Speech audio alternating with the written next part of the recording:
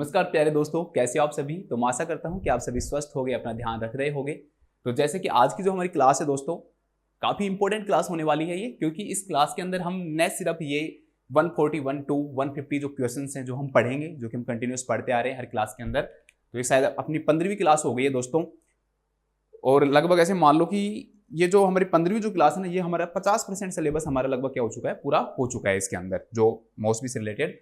इसके अलावा दोस्तों इस क्लास के अंदर न सिर्फ ये हम 10 क्वेश्चन पढ़ेंगे, मैं साथ में आपको puerperium, episiotomy, DVT, breast feeding और पॉलीहाइड्रोमेस कंप्लीट करवा दूंगा लगभग। मतलब इससे बाहर क्वेश्चन नहीं आता है। मैं कोशिश करूंगा पूरी कि जो ये टॉपिक पढ़ाऊं ना, तो इनमें से बाहर क्वेश्चन नहीं आए। देखो, वैसे आप अगर एज ए एकेडमिक पढ़ोगे, एकेडमिक बाहर होंगे चीजें, ठीक है। एकेडमिक का मतलब ये है कि आप मान लो बीएस नर्सिंग थर्ड ईयर में आपके ओबीजी है, फाइनल ईयर में ओबीजी है, तो उससे रिलेटेड अगर हम जैसे पॉलीहाइड्रोमेस पढ़ोगे तो वो थोड़ा अलग तरीके से पढ़ा जाता है। लेकिन कॉम्पिटेटिव लेवल से अगर हम बात करें, एग्जाम के पैटर्न से बात करें, जो कॉम्पिटेटिव जो एग्जाम है, नोट सेट के पैटर्न से बात करें, बाकी के किसी भी इंपोर्टेंट एग्जाम के पैटर्न से बात करें, तो इनसे बाहर क्वेश्चन नहीं आएगा। या आप खुद भी देखोगे कि हाँ सर, आपने काफी अच्छी डिटेल में इनको समझा दिया है। मैं आपको हमेशा बताता रहता हूं कि सर, कि दोस्तों मैं आपको सिर्फ 10 क्वेश्चन नहीं बताता, कि मैं आपको 10 क्वेश्चन नहीं बताता हूं। आपको लगता है कि सर 1 घंटे क्लास ले लेते हो, 1.5 घंटे क्लास ले लेते हो और 10 क्वेश्चन करवा के चले जाते हो, वो तो हम खुद भी पढ़ सकते हैं। तो दोस्तों मैं आज ना आपको प्रूफ के साथ बताऊंगा, ठीक है। आज मैं पूरा प्रूफ लेके आया हूं आपके लिए, कि मैं आपको ये 5 टॉपिक करवाऊंगा इस एक क्लास के अंदर ही। साथ में मैं आपको 106 क्वेश्चन करवाऊंगा। कम से कम है 106 क्वेश्चन, से ज्यादा ही बनेंगे, ठीक है। लेकिन मिनिमम आपको मैं कितने क्वेश्चन कराऊंगा, 106 क्वेश्चन कराऊंगा। और सारे क्वेश्चन जो है ना दोस्तों, वो मैं इंपॉर्टेंट लेके आया हूं आपके लिए इसमें, और साथ में पढ़ेंगे शॉर्ट नोट्स। तो इन 10 क्वेश्चन के साथ में मैं आपको कितने क्वेश्चन और करवाऊंगा दोस्तों, 106 क्वेश्चन कराऊंगा। और आप खुद देखोगे कि हाँ सर, ये क्लास कितनी इंपॉर्टेंट होने वाली है हमारे लिए। और ये जितने भी टॉपिक हैं, ये कॉम्पिटेटिव एग्जाम के पॉइंट ऑफ व्यू से काफी इंपॉर्टेंट है। आप एपिजियोटोमी देख लेना, ब्रेस्ट फीडिंग देख लेना, परप्यूरियम से क्वेश्चन आते हैं, पॉलीहाइड्रोमेस में से भी आते हैं। और जो डीवीटी है ना, अगर वो मान लो कि यहां नहीं आएगा, मैं मानता हूं ऑब्स्टेट्रिक्स में मान लो नहीं भी आए, लेकिन जब आप मेडिकल सर्जिकल नर्सिंग पढ़ोगे तो वहां आएगा, लेकिन क्वेश्चन आएगा डीवीटी में से। तो आपका जो मकसद है वो क्या होना चाहिए, एग्जाम में सर होना चाहिए। थोड़ी कि सर आप डीवीटी यहाँ क्यों पढ़ा रहे हो। डीवीटी होती है प्रेगनेंसी के बाद में, हम प्रेगनेंसी में होती है, उसके बारे में हम थोड़ा सा हम डिस्कस भी करेंगे। तो यहाँ पर इसलिए हमारा टॉपिक आया क्योंकि एक क्वेश्चन इससे रिलेटेड है, तो मैं ये भी आपको क्लियर करवा दूंगा। तो बिना कोई टाइम को आगे वेस्ट किए हुए हम शुरुआत करते हैं। हमारा पहला जो क्वेश्चन है ना दोस्तों, वो क्या है कि एक client is bleeding excessively after the birth of A neonate. Neonate का मतलब क्या होता है दोस्तों, न्यूबॉर्न। न्यूबॉर्न का मतलब क्या हो गया कि 0 से और 28 दिन तक का जो बेबी होता है वो क्या कहलाता है, न्यूबॉर्न कहलाता है। और इसके बाद एक 0 से 1 साल तक का बेबी क्या कहलाता है दोस्तों, इन्फेंट कहलाता है, ठीक है। मैं अलग अलग पेज पे लिखता हूँ क्योंकि हम शॉर्ट नोट्स लिखते हैं तो हमें दिक्कत होती है। 0 से 28 डेज न्यूनेट कहलाएगा, 1 साल तक क्या कहलाएगा दोस्तों, वो इन्फेंट कहलाएगा। 1 साल से लेकर 3 साल तक क्या कहलाता है दोस्तों, टोडलर कहलाता है। 3 से 6 साल तक क्या कहलाता है, प्री स्कूलर कहलाता है। और 6 से 12 साल क्या कहलाता है दोस्तों, स्कूलर कहलाता है। लड़के लड़कियों में अलग अलग है, 6 से 10 और 6 से 12 है, बस आप लेकिन कॉमनली 12 याद रख लो। इसके बाद दोस्तों लगभग 13 साल से लेकर 19 साल तक एडोलसेंस पीरियड आता है, और इसके बाद एडल्ट पीरियड आ जाता है। तो ये सब आप याद रख लो, ठीक है। अब इनको मैं क्वेश्चन में भी इंक्लूड नहीं कर रहा कि भाई आपको कहोगे सर वन जो आप 1 नोट 6 बता रहे हो उसमें ये इंक्लूड है कि वो नहीं है, वो तो आपको मैं प्रूफ के साथ दिखाऊंगा, ठीक है। इसके अलावा दोस्तों क्या है कि भाई बच्चे का जन्म हुआ है और मदर जो है उसको क्या हो रही है दोस्तों, एक्सेसिवली ब्लीडिंग हो रही है। The health care provider orders फंडल massage, ठीक है दोस्तों। हेल्थ केयर प्रोवाइडर ने क्या ऑर्डर किया दोस्तों, फंडल मसाज ऑर्डर किया है, कि जो फंडस जो है ना दोस्तों, उसको हम क्या करते हैं, मसाज करते हैं। उस फंडस की क्या करते हैं, मसाज करते हैं। कोई ऐसा टफ प्रोसीजर नहीं है, सिंपल जैसे मसाज किया जाता है वैसे हम स्लोली फंडस को क्या करते हैं, मसाज करते हैं। इसके अलावा साथ में उसने क्या प्रिस्क्राइब किया दोस्तों, IV infusion containing 10 units of oxytocin at 100 ml per hour. अब मैंने आपको ऑक्सीटोसिन है ना अच्छे से पढ़ा दिया है, पिछली क्लास में देख लेना, क्योंकि मैं रिपीट करके है ना टाइम वेस्ट नहीं करूंगा मैं आपका। मैं चाहूं तो यहाँ पर पूरा ऑक्सीटोसिन दोबारा से शुरू कर दूं, हर चीज वो बताने लग जाऊं, फिर आप कहोगे कि सर पिछली क्लास में हमने पढ़ी है। तो जो बच्चे नए हैं ना, एक बार पिछली क्लास को जरूर देखना। उस क्लास में मैंने ऑक्सीटोसिन को पूरा खोल के बता रखा है कि कैसे यूज करते हैं, क्या काउंटर इंडिकेशंस होते हैं, क्या इसके इंडिकेशंस होते हैं, कब यूज करते हैं, क्या साइड इफेक्ट्स होते हैं, इसको कैसे प्रिपेयर करते हैं, यहां तक मैंने आपको बता रखा है दोस्तों, ठीक है। तो ये लगभग 10 यूनिट ऑक्सीटोसिन दे रहे हैं, 100 ml पर आवर के अकॉर्डिंग दे रहे हैं। आप बच्चों इसको अगर निकालना चाहो ना, तो मुझे ये बताना कि आप इसको 100 ml पर आवर दे रहे हो, तो आप 1 मिनट के अंदर कितनी यूनिट दे रहे हो। इस क्वेश्चन में हमारे लिए जरूरी नहीं है, लेकिन मैंने आपको निकालना सिखाया, तो आप उसको निकाल के मुझे बताना। 10 यूनिट को पहले मिली यूनिट में चेंज करना, फिर उसके अकॉर्डिंग आप इसको पर ml में चेंज करना, फिर पर ml के बाद में इसको पर मिनट में चेंज करना कि पर मिनट में कितना देंगे, पर मिनट में चेंज नहीं, फिर जो हार दे रखा है उसको पर मिनट में हम कितना देंगे। तो निकाल के दिखाओ इस क्वेश्चन को, ठीक है। और कमेंट किया करो दोस्तों इस चीज़ों को, मुझे अच्छा लगता है। मैं आप लोगों की कमेंट ऐसे नहीं है कि मैं पढ़ता नहीं हूँ, मैं आप लोगों की कमेंट पढ़ता हूँ, चाहे आप लाइक मत करो, ठीक है। अब मैं उल्टा बोल रहा हूँ, कोई कहेगा सर कैसे क्या बात करो, तो लाइक मेरे लिए इतनी इंपॉर्टेंट नहीं है, क्योंकि आप लाइक करो नहीं करो कोई नहीं, वीडियो अच्छी लगे भी नहीं भी लगे, लेकिन जैसा भी आपको लगे कमेंट कर दिया करो, आप मुझे बता दिया करो कि सर ये आप में ये कमी है, ठीक है, आप इस कमी को दूर करो। कम से कम अच्छा ही मत बताओ भाई, अच्छाई की जरूरत नहीं है, लेकिन कमी बताओ आपकी, सर आप तो थोड़ा सा ऐसे हो, आप कर सकते हो, ठीक है। या फिर जो मैं क्वेश्चन पूछ रहा हूँ उसका आंसर डाला करो। 2 बच्चे डालते हैं, मैंने यूनिवर्सिटी को पूछा था, 2-3 बच्चे डालते हैं, कमेंट आते हैं, अच्छे आते हैं। आप लोगों की ये भी आते हैं सर आप ठीक पढ़ाते हो, मैं ठीक पढ़ाता हूँ, कोशिश करता हूँ मैं पढ़ाने की, चाहे मैं कैसा भी पढ़ाऊँ। लेकिन दोस्तों बस मैं ये कहता हूँ, जैसे मैं क्वेश्चन अब ये पूछा हूँ ना, तो उसको कोशिश किया करो भाई 1 मिनट के अंदर कितनी यूनिट ऑक्सीटोसिन जा रही है वो आप मुझे निकाल के दिखाओ, ठीक है। इसके बाद नेक्स्ट बात करते हैं, a nurse evaluation of the client's response to these intervention is BP, ठीक है। ये देने के बाद में देखो फंडल मसाज कर रहे हो, और इसके साथ में उसने क्या ऑर्डर किया है, देखो उसने फंडल मसाज ऑर्डर किया है, इसके अलावा ऑक्सीटोसिन देने के लिए कहा है कि आप 10 यूनिट ऑक्सीटोसिन देना, आपको 100 ml पर आवर के अकॉर्डिंग उसको चलाना है, ठीक है। आप इसको 500 ml में मान लेना, जब आप इस क्वेश्चन को करो तो ऐसे मान लेना कि 500 ml RL के अंदर आपने 10 यूनिट ऑक्सीटोसिन डाली है, फिर उसको आप कितनी दोगे 1 मिनट के अंदर, वो मुझे बताना है। A nurse evaluation of the client's response to these intervention, तो उसके बाद ये देने के बाद में उसने चेक किया दोस्तों, तो क्या क्या चेक कर रहे हो कि उसका जो बीपी है ना वो कितना है, 135/90 है, तो इसमें कोई प्रॉब्लम नहीं है, बीपी जो है वो नॉर्मल रेंज में है, तो हमें इससे डरने की कोई जरूरत नहीं है। एक डरने की जरूरत यहाँ पे आई है कि भाई ब्लीडिंग जो है थोड़ी ज्यादा हो रही है, एक्सेसिव ब्लीडिंग हो, थोड़ी नहीं बहुत ज्यादा हो रही है। इसके अलावा जो यूट्रस है दोस्तों बोगी है, ठीक है, यूट्रस क्या है दोस्तों, बोगी है। पहली दूसरी कमी यहाँ पर ये आ गई, और एक ये कमी आ गई कि यूट्रस जो है वो 3 सेंटीमीटर अबोव द अम्बलाइकस है, जो अम्बलाइकस का जो लेवल है उससे 3 सेंटीमीटर क्या है दोस्तों अबोव है। तो मैंने पिछले आपकी क्लास में बताया था कि अम्बलाइकस लेवल पे होता है, लेकिन मोस्ट भी जो है वो कहाँ बताती है कि जस्ट डिलीवरी के बाद मिडवे में होता है, लेकिन आपको जो पढ़ना है वो कहाँ पढ़ना है, अम्बलाइकस पे पढ़ना है। लेकिन इसमें तो देखो अम्बलाइकस से भी ऊपर है, तो ये तो एब्नॉर्मलिटी हो गई ना, तो 3 सेंटीमीटर अबोव द अम्बलाइकस है। सबसे इंपॉर्टेंट इस पूरे क्वेश्चन के अंदर अगर आपके पास हाइलाइटर है और आप बुक का यूज कर रहे हो ना, बुक का यूज कर रहे हो दोस्तों, तो आप डिस्प्लेस टू द राइट, ठीक है, डिस्प्लेस टू द जो राइट जो है ना, इसको क्या कर लो आप हाईलाइट कर लो, जो पूरे में कुछ भी हाईलाइट मत करो, लेकिन डिस्प्लेस टू द राइट को जरूर हाईलाइट कर लो। पेरिनियल जो पैड है दोस्तों वो सैचुरेटेड हो रहा है किसके साथ, ब्राइट रेड लोकिया के साथ, ठीक है। जो लोकिया कलर है वो कैसा आ रहा है, ब्राइट रेड आ रहा है, और जो फंडस जो है ना वो किस तरह डिस्प्लेस हो रहा है दोस्तों, राइट साइड में फंडस क्या हो गया, डिस्प्लेस हो गया है। फंडस राइट साइड में क्या हो गया दोस्तों, डिस्प्लेस हो गया, राइट साइड में फंडस एक तरफ घूम गया है, ऐसे मान लो आप, ठीक है। ऐसे मान लो जो फंडस है वो थोड़ा सा ऐसे लग रहा है आपको, वो घुमाव सा दिख रहा है, तो एक जगह डिस्प्लेस हो गया, अपनी जगह से हट गया है वो, ठीक है। पेरिनियल पैड ये दिखा रहा है, तो what is the nurse next action. देखो इस क्वेश्चन का ना एक बहुत अच्छा कंसेप्ट है, कंसेप्ट 2 चीजों पे काम करता है। कंसेप्ट ये काम करता है दोस्तों कि अगर कभी भी क्लाइंट का, देखो आपको पहले क्वेश्चन का कॉन्सेप्ट समझाता हूं, अगर कभी भी जो क्लाइंट है आपका, जो प्रेग्नेंट लेडी थी जिसके बेबी हो गया, परप्यूरियम पीरियड में है, परप्यूरा है, उसका अगर कभी भी जो ब्लैडर है वो फुल हो, क्या तो ब्लैडर फुल लिखा आएगा क्वेश्चन में, या फिर लिखा आएगा डिस्टेंडेड ब्लैडर, क्या लिखा आएगा, डिस्टेंडेड ब्लैडर। तो दोस्तों ये कंसेप्ट बना लो कि इससे 2 चीजें होंगी, एक तो जो यूट्रस है वो बोगी हो जाएगा। एक्चुअली में जो यूट्रस है ना वो क्या होना चाहिए दोस्तों, फिर्म होना चाहिए, हार्ड होना चाहिए। यूट्रस क्या होना चाहिए दोस्तों, फिर्म होना चाहिए, हार्ड होना चाहिए डिलीवरी के बाद में, लेकिन यूट्रस कैसा है, बोगी है, सॉफ्ट है, ऐसे मान लो कैसा है, यूट्रस सॉफ्ट है। दूसरा दोस्तों कभी भी ब्लैडर जब डिस्टेंड होता है ना, तो ब्लैडर अपनी जगह से फैलेगा, कोई भी चीज है, मान लो गुब्बारा है, ठीक है, वो ऐसे है, उसको फुलाओगे तो वो जगह घेरेगा, तो ऐसे ही ब्लैडर अगर फुल हो गया तो वो अपनी जगह क्या करेगा दोस्तों, घेरेगा, और अगर जब जगह आगे की तरफ घेरेगा तो उसके आसपास आने वाले जो ऑर्गन्स हैं उनको क्या करेगा, वो डिस्प्लेस करेगा। तो इसके कारण जो फंडस है दोस्तों वो क्या हो जाता है, डिस्प्लेस्ड हो जाता है, और वो किस तरफ हो जाता है, राइट साइड हो जाता है। किस तरफ हो जाता है दोस्तों, राइट साइड हो जाता है। तो ये हमेशा ध्यान रखना, ये 2 चीजें होती हैं, एक तो बोगी हो जाता है यूट्रस, और एक फंडस क्या हो जाता है, राइट साइड डिविएटेड हो जाता है। अगर ब्लैडर फुल नहीं है, इसके और भी रीजन हो सकते हैं, ठीक है, retained part of the placenta हो सकता है, ठीक है, कि भाई प्लासेंटा का कोई पार्ट रह गया हो, कंसेप्शन का कोई पार्ट रह गया हो, कोई भी मतलब हो सकता है, लेकिन इसका जो रीजन है वो मेनली क्या होता है, डिस्टेंडेड ब्लैडर होता है। लेकिन डिस्टेंडेड ब्लैडर के कारण ये भी होता है, ठीक है। तो बोगी और फंडस, अब आप क्या करोगे, अब आप बताओ, डिस्टेंडेड ब्लैडर है तो आप क्या करोगे, आप कहोगे कि सर मैं पेशेंट को यूरिन करवाऊंगा, और क्या करवाऊंगा, तो पेशेंट को आप क्या करोगे दोस्तों, यूरिनेशन के लिए अवॉइड वो करोगे, उसको प्रमोट करोगे कि आपको क्या करना है, यूरिनेशन करना है। आप उसको बाथरूम में लेके जाओगे, बाथरूम में ले जाकर आप उसको असिस्ट करोगे बाथरूम तक ले जाने में, अगर वो वहां पे करता है तो ठीक है, नहीं तो आप क्या करोगे, टैप जो है ना, टैप ट्रेनिंग करोगे, मतलब टैप को ऑन कर देते हैं ना, तो उससे जो मेंटली माइंड लेवल के ऊपर क्या हो जाता है दोस्तों, जो फीमेल है उसको यूरिनेशन हो जाता है। अगर फिर भी नहीं हो रहा तो फिर आप क्या करोगे दोस्तों,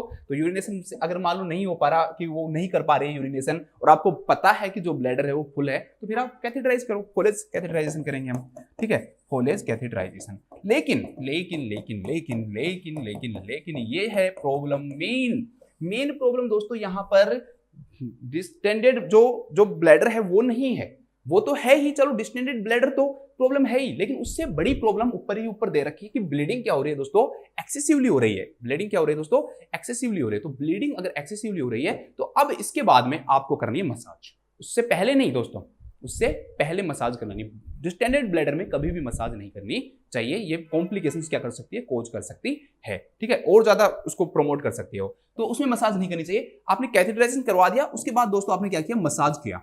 आपने क्या किया उसके बाद, मसाज किया, क्योंकि जैसे मसाज जब होगी ना तो उससे ब्लीडिंग क्या होती है दोस्तों, कम हो जाती है, ठीक है, क्योंकि रिटेन पार्ट प्लासेंटा के आने के चांसेस भी बढ़ जाते हैं। अब मसाज हो सकता है कि काम करे या नहीं करे। अगर दोस्तों मसाज ने काम नहीं किया, मैं पूरा कंसेप्ट बना रहा हूं, 2 क्वेश्चन आपके सोल्व करवा दूंगा मैं इसी से, ठीक है, मोस्टली 2 क्वेश्चन सोल्व हो जाएंगे। पूरी मैं आपको एक प्रोसीजर बता रहा हूं, अपने माइंड में सोचो कि आप हॉस्पिटल के अंदर हो, ये सब चीजें हो रही हैं, ठीक है, तो अब आपको ये याद हो जाएंगी, ठीक है दोस्तों। अब वापस आ गए, आप पेशेंट को ले आए, बेड पे लिटा दिया, वापस से आप क्या करने लगे, मसाज करने लगे। अब आपने थोड़ी देर मान लो मसाज की, और मसाज करने के बाद भी जो यूट्रस है जो दोस्तों, या जो फंडस है वो अभी भी क्या है, स्टील बोगी है।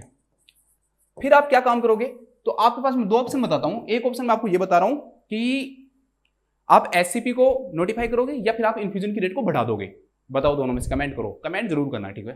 तो स्टील अगर अभी भी सॉफ्ट है यूट्रस, तो आप क्या काम करोगे दोस्तों, जो फंडस अभी भी सॉफ्ट लग रहा है तो क्या काम करोगे। पहला मैं ऑप्शन दे रहा हूं, हेल्थ केयर प्रोवाइडर को आप इन्फॉर्म करोगे, और दूसरा मैं आपको ऑप्शन क्या दे रहा हूं कि आप जो इन्फ्यूजन की जो रेट है उसको आपको वो करने की जरूरत नहीं है। आप इन्फ्यूजन की रेट को क्या कर दोगे दोस्तों, जो ऑक्सीटोसिन चल रहा है उसकी रेट को इंक्रीज कर दोगे, जो 100 ml पर आ रहा है उसको 150 ml पर आ कर दोगे, कुछ भी कर दोगे, इंक्रीज कर दोगे आप। तो दोस्तों ध्यान रखना, कमेंट करने के बाद इसको पॉज कर लिया करो उस दौरान, ठीक है, आंसर को सुना मत करो, और मैं मानूंगा कि हाँ आपने बिना देखे ही किया है, ऐसा नहीं है कि आपको सर आपने पूरी वीडियो में दे तो रखा आंसर।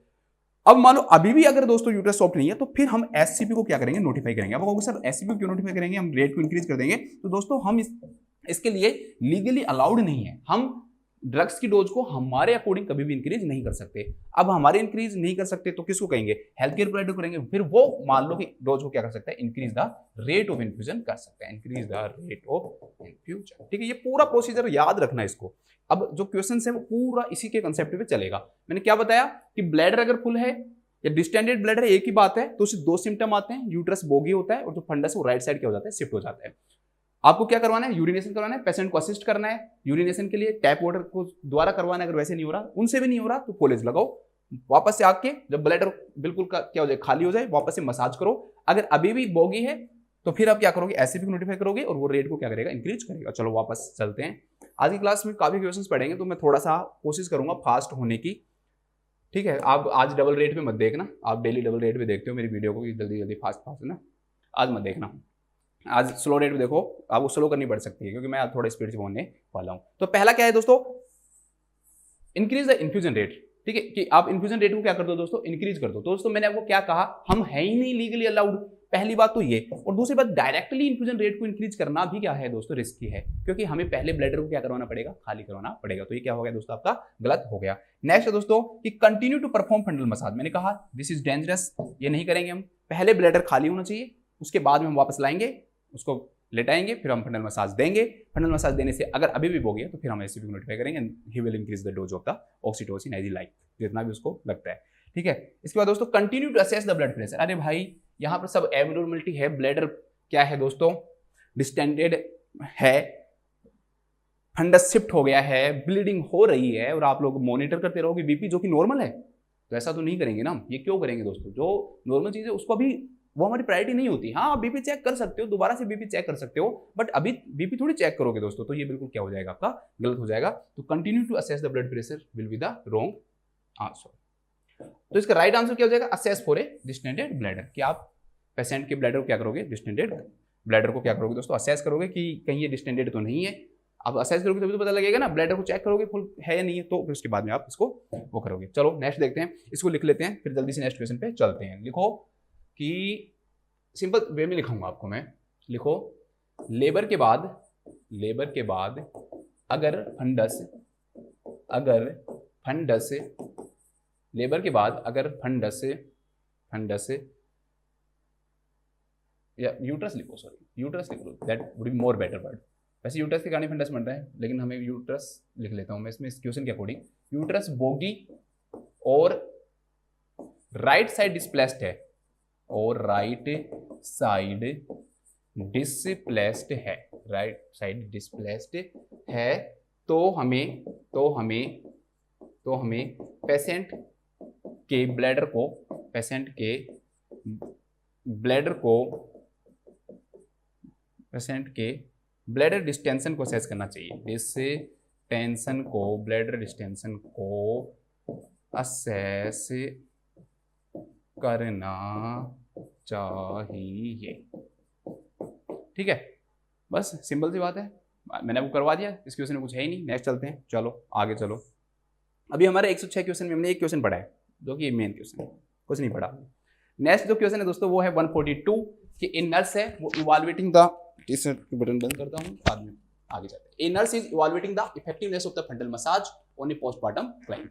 बस वही है, क्वेश्चन सेम है, बिल्कुल सेम क्वेश्चन है दोस्तों, पिछले वाला क्वेश्चन है वही क्वेश्चन वापस से कॉपी कर दिया इन लोगों ने, लैंग्वेज चेंज कर दी बस। एक नर्स है वो इवैल्यूएट कर रही है, चेक कर रही है कि भाई फंडल मसाज काम कर रही है नहीं कर रही, किसके अंदर, एक पोस्टमार्टम क्लाइंट के अंदर। 3 आवर्स आफ्टर गिविंग बर्थ, उसको टाइम कितना हुआ है, लगभग 3 घंटे हो गए बर्थ देने के बाद। एंड इन्फ्यूजन 10 यूनिट क्या चलाया जा रहा है, ऑक्सीटोसिन चलाया जा रहा है, वही देखो दोस्तों 100 ml पर आवर पे चलाया जा रहा है। बीपी जो है वो भी कितना है, 135/90 है। द यूट्रस इज बोगी, वो का वो है 3 सेंटीमीटर अबोव द अम्बिलिकस, वो का वो है। आपको सर वही क्वेश्चन है क्या, नहीं वो नहीं है। Displace the right side displace हो गया है। Her perineal pad is saturated with lochia rubra, जो उसके पैड जो है दोस्तों, जो पेरिनियल पैड यूज कर रही है वो पैड क्या हो गए हैं, बिल्कुल रेड हो गए हैं, ठीक है, ब्लीडिंग के कारण। तो what should the nurse do, तो नर्स को क्या करना चाहिए, बताओ क्या करना चाहिए। पूरी मैंने लिखवा रखी है, अब मुझे निराश मत करना, मायूस मत करना अपने गुरुदेव को, ठीक है। तो अब मुझे आप गुरु दक्षिणा दो इस क्वेश्चन की, यहां है ये गुरु दक्षिणा। तो ब्लैडर अगर डिस्टेंडेड फुल है तो आप यूरिनेशन के लिए क्या करोगे, उसको प्रमोट करोगे। बाकी पूरी मैकेनिज्म मैंने आपको बता रखी है। तो वापस से एक बार इस क्वेश्चन में आ जाते हैं। तो इसकी गुरु दक्षिणा दो, क्या आएगा इसका answer. Massage the fundus again आएगा, नोटिफाई द हेल्थकेयर प्रोवाइडर आएगा, assist the client to the bathroom आएगा, increase the IV infusion rate as prescribed. बताओ, पहला है दोस्तों मसाज द फंडस अगेन। मैंने आपको पहले बताया अभी नहीं करेंगे, जब तक हमारा ब्लैडर डिस्टेंडेड है, फीमेल का ब्लैडर अगर डिस्टेंडेड है तो हमारी रेस्पॉन्सिबिलिटी है उसका ध्यान रखना, उसकी केयर करना, कि हमें अभी उसको फंडल मसाज नहीं देनी है। It can be complicated for her uterus, so this is the wrong. हम मसाज कब करेंगे, जब वो वॉइड करके आ जाएगी, जो ब्लैडर है वो बिल्कुल खाली हो जाएगा, उसके बाद में आने पर हम क्या कर सकते हैं, मसाज कर सकते हैं। फिर भी यूट्रस अगर बोगी है, सॉफ्ट है, तो फिर उसके बाद में हम क्या करेंगे, एससीपी को नोटिफाई करेंगे। नोटिफाई द एससीपी अभी नोटिफाई करने की कोई जरूरत नहीं है, क्योंकि मेन जो रीजन है वो हमें अभी क्लियर करना जरूरी है। उसके बाद में हम मसाज देंगे, फिर भी नहीं हो रहा तो हम एससीपी को, तो अभी काफी आगे है ये, ठीक है। Increase the IV infusion rate हम खुद इंक्रीज कर ही नहीं सकते हैं, लेकिन इसमें मान लो एज प्रेस्क्राइब्ड भी लिख दिया, मान लो, तो भी दोस्तों अभी इन्फ्यूजन रेट इंक्रीज करने की कोई जरूरत नहीं है, क्योंकि पहले सीक्वेंस के अकॉर्डिंग हम चलेंगे, जो सीक्वेंस मैंने आपको बता रखा है। तो इसका क्या आएगा, assist the client to the bathroom, बस। तो इसमें भी वही लिख लो, सेम लिखो, एक लाइन जोड़ लो बस, मैं उधर जाके आपको लिखवा देता हूँ। ब्लड को असेस करना चाहिए तथा क्लाइंट को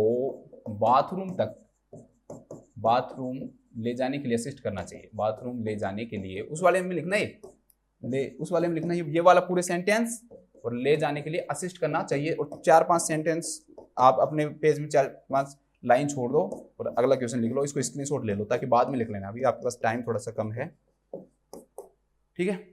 मैं चाहता हूँ कि ऑनलाइन में टाइम वेस्ट ही नहीं करो आप, तो इसको स्क्रीनशॉट लो और बाद में लिख लेना, ठीक है। 4-5 लाइन छोड़ दो। तो इसका भी लिखा दिया मैंने, दोनों का एक ही क्वेश्चन में हो गया ये। अब हम आते हैं हमारे क्वेश्चनों पर, ठीक है दोस्तों। अब हमारे क्वेश्चन स्टार्ट करते हैं हम। 106 जो क्वेश्चन है उसमें हमारे 2 क्वेश्चन हुए हैं अभी, क्योंकि 2 क्वेश्चन एक खुद क्वेश्चन है। अब आ जाओ, व्हाट इज परप्यूरियम। परप्यूरियम क्या है, तो परप्यूरियम क्या है दोस्तों, फिजियोलॉजिकल प्रोसेस है। परप्यूरियम क्या है, फिजियोलॉजिकल या प्रोसेस में लिखो, टाइम पीरियड लिखो, टाइम पीरियड है। अभी बताऊंगा मैंने प्रोसेस क्यों नहीं बोला, टाइम पीरियड है। ये कौन सा टाइम पीरियड है, इन विच जो बॉडी टिश्यूज हैं एंड ऑर्गन्स हैं, बॉडी टिश्यूज एंड ऑर्गन्स लगभग सारे है ना। वैसे मेन आप कह सकते हो कि भाई पैल्विक जो ऑर्गन्स हैं वो ज्यादा इंपॉर्टेंट है, लेकिन हम सारे लिखेंगे अभी। तो बॉडी टिश्यूज एंड ऑर्गन्स हैं, revert back to pre pregnant state, और ब्रैकेट में लिखना अप्रोक्सीमेटली, मतलब कि दोस्तों वो समय, वो टाइम पीरियड जिस समय में जो प्रेगनेंसी के दौरान जो चेंजेस हुए थे हमारी बॉडी के अंदर, वो वापस से क्या होने लग जाए, नॉर्मल होने लग जाए। 100% नहीं हो पाएंगे, अप्रोक्सीमेटली हो जाएंगे। तो उस टाइम पीरियड को हम किस नाम से जानते हैं? परप्यूरियम। एक सिंपल सा क्वेश्चन पूछता हूं, एक अगर टाइम पीरियड आ जाए ना ऑप्शन में, तो इसका जो आंसर होगा दोस्तों वो परप्यूरियम हो जाएगा। लेकिन अगर प्रोसेस आ जाएगी, physiological process by which body tissues organ revert back to the pre pregnant state, the answer will be, क्या होगा आंसर? टाइप करो। आंसर जो होगा दोस्तों इसका दैट विल बी इन्वोल्यूशन। क्या होगा? इन्वोल्यूशन। अगर इस टाइम पीरियड के अंदर अगर नहीं लौट पाते तो फिर हम इसे किस नाम से जानते हैं? सब इन्वोल्यूशन के नाम से जानते हैं। फिर से हम किस नाम जानेंगे? सब इन्वोल्यूशन के नाम से जानेंगे। अगर परप्यूरियम पीरियड में जो टाइम पीरियड के अंदर जो भी चेंजेस हुए थे प्रेगनेंसी के दौरान वो वापस से नहीं आ पाते हैं तो इस प्रोसेस को सब इन्वोल्यूशन कहेंगे। अगर आ जाते हैं तो इसे हम किस नाम से जानते हैं? इन्वोल्यूशन। और जिस समय में आते हैं उसे हम किस नाम से जानते हैं दोस्तों? परप्यूरियम। और जो मदर जो होती है वो क्या कहलाती है? परप्यूरा। क्या कहलाती है? परप्यूरा कहलाती है। परप्यूरा कहलाती है। अब इतने सारे क्वेश्चन इसमें मैंने बता दिया आपको, लेकिन एक ही काउंट करूंगा मैं, टेंशन मत करो। ये ऐसे नहीं काउंट करूंगा इन्वोल्यूशन क्या है, सब इन्वोल्यूशन क्या है। मैं कह रहा हूं इससे ज्यादा ही होंगे। तो हमारा पहला क्वेश्चन सिर्फ मैंने आपको बताया कि ये होता क्या है। तो आपको सबसे मेन फोकस किस पे करना है दोस्तों? ये टाइम है, न कि प्रोसेस है। ठीक है। परप्यूरियम को आजकल नई जो गाइडलाइंस है दोस्तों, जो international federation of obstetric and gynaecology है, फिगो, उसने खुद ने भी इसको मान लिया कि 4th ट्राइमेस्टर है। अब ये इसे क्या मान लिया दोस्तों? 4th ट्राइमेस्टर मान लिया है इसको। आप 4th ट्राइमेस्टर इसको कह सकते हो। तो इसको 4th ट्राइमेस्टर भी कहा जाता है। तो सिंपल से क्वेश्चन, 4th ट्राइमेस्टर किसे कहा जाता है तो आपको पता होना चाहिए। इसके बाद दोस्तों बहुत अच्छा क्वेश्चन बनता है यहाँ से, टाइम पीरियड पे क्वेश्चन बनता है। अब देखो मैं दोनों चीजें बताऊंगा आपको, क्योंकि कई बार बच्चे क्या होते हैं रट लेते हैं, फिर एग्जाम में क्वेश्चन आ जाता है, फिर घबरा जाते हैं। तो एक बार टाइम पीरियड सुनो। अगर क्वेश्चन में दोस्तों ये आता है टाइम पीरियड, आप पूछ रहे, तो बहुत सिंपल है, लेकिन आजकल कुछ नए क्वेश्चन बनने लगे। 6 वीक आएगा, सबको पता है 6 वीक आएगा, आपको सर मामले सबको पता है 6 वीक है। लेकिन अगर ऑप्शन में आपको 6 वीक मिले ही नहीं, 42 डेज मिलेगा। ठीक है। और 42 डेज भी नहीं मिले तो 4 to 6 वीक अगर जिस ऑप्शन में हो तो फिर वो करके आना आप। ठीक है। ये सेकंड है। देखो बेस्ट जो आंसर मैं भी बता रहा हूँ 6 वीक है। अगर आपको 6 वीक ऑप्शन में ही नहीं मिले और ऐसे मिल जाए 2 to 4 week, 4 to 6 week, 6 to 8 week, तो फिर 4 to 6 वीक करके आओगे आप इसमें। ठीक है। 6 to 8 वीक मत करके आना, फिर क्या करके आओगे? 4 to 6 वीक। ध्यान रखना है इसको। चलो आ जाओ नेक्स्ट जो क्वेश्चन है दोस्तों, कि जो सर्विक्स जो डायलेशन है ना जस्ट आफ्टर बर्थ। देखो हम जानते हैं कि प्रेगनेंसी के दौरान सर्विक्स का डायलेशन 10 सेंटीमीटर होता है। लेकिन मैं आपसे ये पूछूं कि जैसे ही जन्म हो गया कितना डायलेशन रह जाएगा? क्या 10 का 10 रहेगा, 9 हो जाएगा, 8 रह जाएगा, 7, 6, 5, 4, 3, 2, तो 2 से 3 सेंटीमीटर, 2 से 3 सेंटीमीटर ही रह जाता है। सिंपल सा क्वेश्चन बनेगा। क्वेश्चन बन सकता है दोस्तों कि कितनी फिंगर आप एडमिट कर सकते हो इमीडिएट आफ्टर बर्थ। आपको अगर फिंगर मालूम इंसर्ट करते हो आप मैनुअल एग्जामिनेशन करने के लिए, तो कितनी फिंगर इंसर्ट कर सकते हो आप? तो लगभग 2 फिंगर। लगभग हम कितनी फिंगर इंसर्ट कर सकते हैं दोस्तों? 2 फिंगर। अगला जो क्वेश्चन बनता है दोस्तों, मैं इसको भी एक क्वेश्चन वो कर रहा हूँ, 4th क्वेश्चन है, ऐसे मत कहना कि 3 क्वेश्चन बना दिए। कम मैं कह रहा हूँ आपको उससे ज्यादा लेके जाऊंगा, लेकिन आपको बताऊंगा मैं कम ही। ठीक है। एंड ऑफ फर्स्ट वीक पे कितना होगा दोस्तों? सिर्फ हम टिप ऑफ वन फिंगर, सिर्फ एक फिंगर की, वो भी सिर्फ टिप हम क्या कर सकते हैं दोस्तों? इंसर्ट कर सकते हैं सर्विस के अंदर, जब 1 वीक का परप्यूरियम पीरियड हो जाएगा तब। उससे ज्यादा नहीं कर पाएंगे। तो तीनों क्वेश्चन को ध्यान रखना। अब उससे भी इंपॉर्टेंट क्वेश्चन दोस्तों यहां पर बनेंगे। तीनों क्वेश्चन इंपॉर्टेंट है। ये तीनों के तीनों क्वेश्चन दोस्तों क्या है? इंपॉर्टेंट है।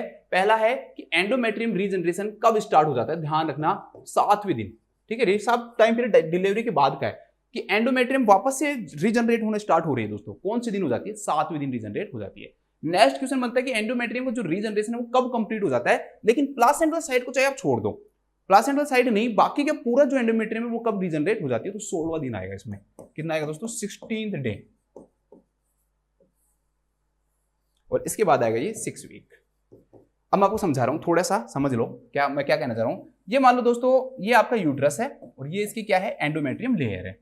तो क्या होता है कि 7वें दिन से रीजनरेशन स्टार्ट होता है और पूरी यहां पर मान लो क्या था दोस्तों, इस जगह पे ऐसे मान लो प्लासेंटा था, प्लासेंटा तो हट गया, तो वो साइट को डिनोट कर रहा हूं कि यहां पर क्या था? प्लासेंटा था।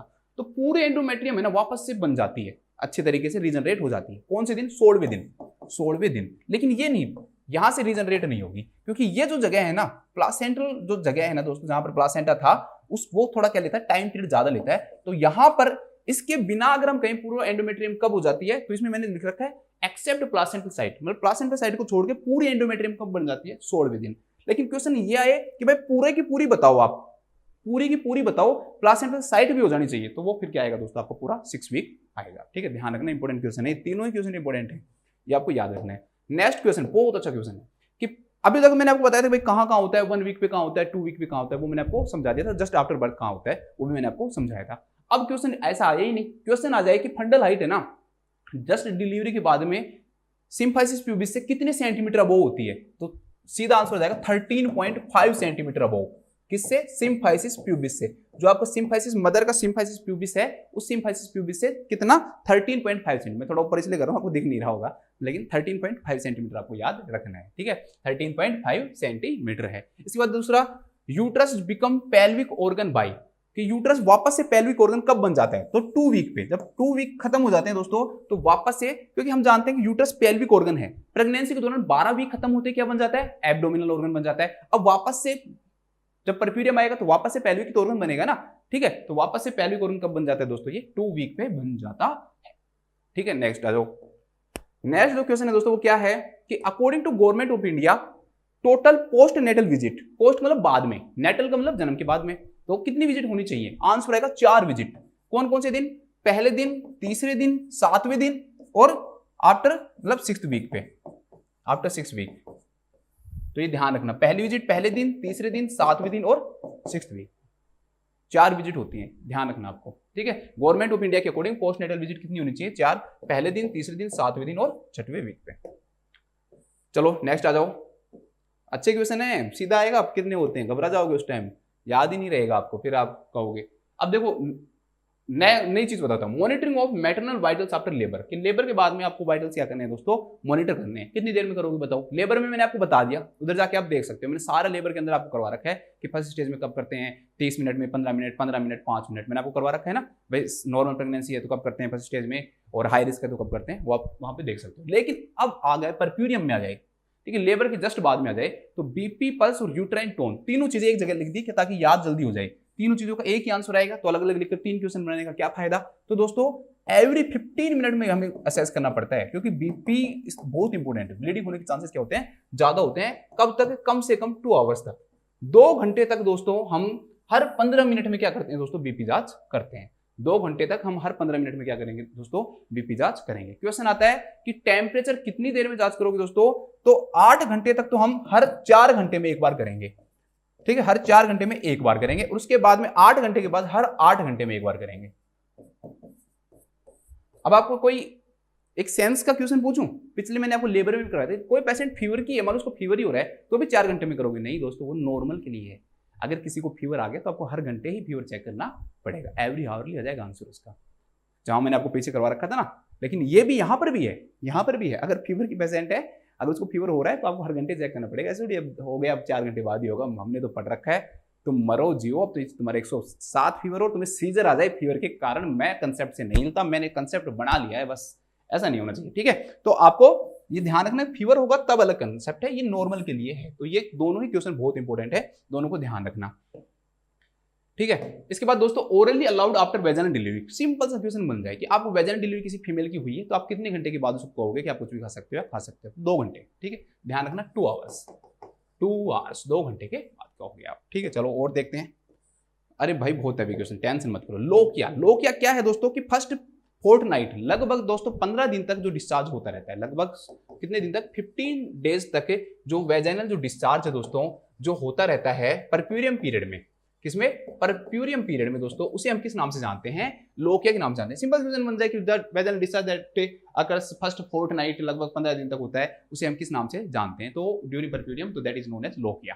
किस नाम से जाना जाता है? लोकिया के नाम से जाना जाता है, ठीक है। एब नॉर्मल कब कहलाएगा दोस्तों? 21 दिन तक भी चला है तो कोई दिक्कत नहीं है, लेकिन आफ्टर 21 डेज अगर ये हो रहा है तो फिर हम इसे क्या कहेंगे दोस्तों? एब नॉर्मल डिस्चार्ज कहेंगे। 21 दिन तक नॉर्मल है, 21 दिन तक है तो कोई दिक्कत नहीं है, लेकिन 21 दिन से ज्यादा नहीं होना चाहिए। चलो आ जाओ। इसकी अमाउंट, तो लगभग इसकी 10 दिन तक ही हम अमाउंट काउंट करते हैं, उसके बाद नहीं करते हैं। और वो जो अमाउंट है दोस्तों वो 250 ml है। कितनी होती है? 250 ml होती है। क्वेश्चन सीधा समझ जाएगा, कितनी अमाउंट होती है? 250 ml, ठीक है। कितना सिंपल क्वेश्चन बनेगा, 250, 500, 700, तो सिंपल 250। स्मेल से भी क्वेश्चन आ सकता है कि कैसी स्मेल होती है? फिशी, कैसी होती है? फिशी, फिश की जैसी, मछली की जैसी, मछली में जो दुर्गंध आती है ना, वैसी स्मेल होती है, ठीक है। We should respect every woman, कि वो कितनी चीजों से सफर की है उस बेचारी ने। देखो कितनी, मतलब भगवान ने ना हमें क्यों हमारा कॉन्स्टिट्यूशन फीमेल को ज्यादा प्रमोट करता है?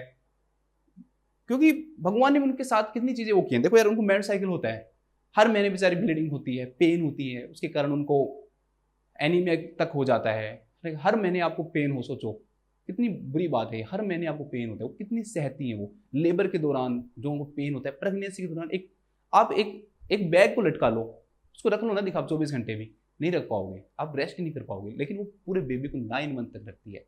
उसके बाद में लेबर के जो पेन को सहती है, फिर पर्प्यूरियम पीरियड में जाती है, ब्लीडिंग होती रहती है, फेस स्मेल हो रही है, बॉडी से डिस्चार्ज हो रहा है, नॉर्मल है वो, बट हो रहा है, लेकिन वो उसको सहती है। तो भाई वो किसी चीज़ में बेचारे को कम किया है, तो उस चीज़ में ज़्यादा करना भी क्या होता है दोस्तों, जरूरी होता है। ठीक है, इसलिए प्रमोट करना चाहिए। ऐसे नहीं है कि आप ये कहो कि अब यहाँ पर मेरा 80-20 से कोई लेना देना नहीं है, तो आप दूसरे वे में मत ले लेना कि सर तो फीमेल्स को प्रमोट करते हैं, वो मैं बात ही नहीं करता उस बारे में। मैं ये कहता हूँ अगर आप इंटेलिजेंट हो तो 20 भी बहुत है आपके लिए, और आप जब तक चलो 20 में भी कहो कि मैं फर्स्ट रैंक लाऊंगा, आपको तो एक सीट चाहिए ना, वो सोचा करो। ठीक है, इसके बाद सोर्सेज कहाँ से आता है दोस्तों, ये तो सिंपल सा है।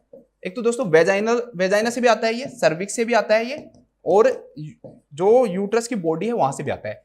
अब आपको बहुत सिंपल लग रहा होगा क्वेश्चन, मैंने ऐसे लिख दिया, सर क्या है ये, क्या याद करना है? भाई मैं क्वेश्चन दूंगा ना कि what is the source of the lochia, और क्वेश्चन में ऑप्शन रहेगा ए वेजाइना, बी सर्विक्स, सी ए और बी, फिर डी में लिखूं, मतलब अगर मैं 4 पहले से डाल दूं वेजाइना, ठीक है, देखो एक क्वेश्चन बनाता हूं मैं, ठीक है। अब ये क्वेश्चन अगर ऐसे होता तो कितना टफ हो जाता है, आप लोगों को जो चीज आंसर मिल जाती है ना, वो क्वेश्चन तो सिंपल ही हो जाता है, चाहे कितना भी टफ क्वेश्चन हो।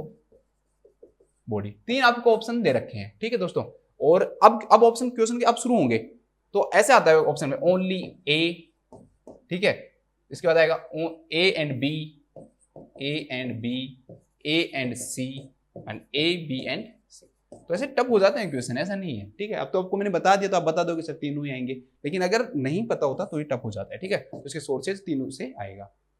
इसके बाद आ जाओ नेक्स्ट, लोकिया रूब्रा लगभग कितने दिन तक होता है दोस्तों? ये पहले से 4 दिन तक लगभग लोकिया रूब्रा रहता है, 5वें दिन से और 9वें दिन तक सिरोसा रहता है, और आफ्टर 9 डेज क्या होता है दोस्तों? एल्बा होता है। कलर आता है तो red colour, rubra R for red. Serosa जो होता है दोस्तों, इसका जो कलर होता है वो होता है पेल येलो भी लिखा हुआ सकता है, या फिर पेल ब्राउन भी लिखा हुआ सकता है। तो ऐसे नहीं कि एक रट लिया येलो, दोनों हो सकते हैं, पेल येलो भी लिखा हुआ सकता है और पेल ब्राउन भी लिखा हुआ सकता है, ठीक है। और इसके बाद एल्बा का तो व्हाइट पता ही है, तो पेल व्हाइट आएगा, ये व्हाइट नहीं आएगा सिर्फ कि डायरेक्ट व्हाइट आ गया, ठीक है। व्हाइट ल्यूकोरिया में होता है, ये लोकिया है तो क्या आएगा? पेल व्हाइट आएगा। हर उनमें से किसी में भी क्वेश्चन बन सकता है डायरेक्टली। 3 क्वेश्चन हो गए, ये एक नहीं है, यहाँ भी 3 क्वेश्चन है ये, लेकिन हमने एक इंक्लूड किए हैं। चलो नेक्स्ट आ जाओ। नेक्स्ट क्वेश्चन है दोस्तों, अब मैं सिर्फ परप्यूरियम ही करवा रहा, उससे रिलेटेड 1-2 डिसऑर्डर भी करवा देता हूं। परप्यूरियल पायरेक्सिया आ गया, क्वेश्चन आएगा कि कितने से ज्यादा टेम्परेचर परप्यूरियल पायरेक्सिया कहलाता है। तो दोस्तों ध्यान रखना, अगर सेंटीग्रेड में पूछता है तो 38 डिग्री सेंटीग्रेड से ज्यादा, और अगर फारेनहाइट में पूछता है तो 100.4 डिग्री फारेनहाइट से अगर ज्यादा टेम्परेचर होता है तो। लेकिन इसकी डेफिनेशन बहुत इंपॉर्टेंट है। परप्यूरियल पायरेक्सिया, मान लो कोई भी फीमेल है दोस्तों, वो परप्यूरियम पीरियड में उसको 15वें दिन फीवर हुआ, तो क्या वो परप्यूरियल पायरेक्सिया की पेशेंट है? आपको कि नहीं, उसको परप्यूरियल पायरेक्सिया नहीं है। सिर्फ 10 डेज तक, 10 दिन तक अगर उसको फीवर आता है तो हम उसको क्या मानेंगे दोस्तों कि वो जो फीवर है वो परप्यूरियम के कारण आया है, या फिर हम कहें कि डिलीवरी के इफेक्ट के कारण आया है, डिलीवरी के कारण आया है। तो ये आपको ध्यान रखना है। Most common risk factor of puerperal pyrexia, कि भाई परप्यूरियल पायरेक्सिया का मोस्ट कॉमन रिस्क फैक्टर क्या है? Caesarean section.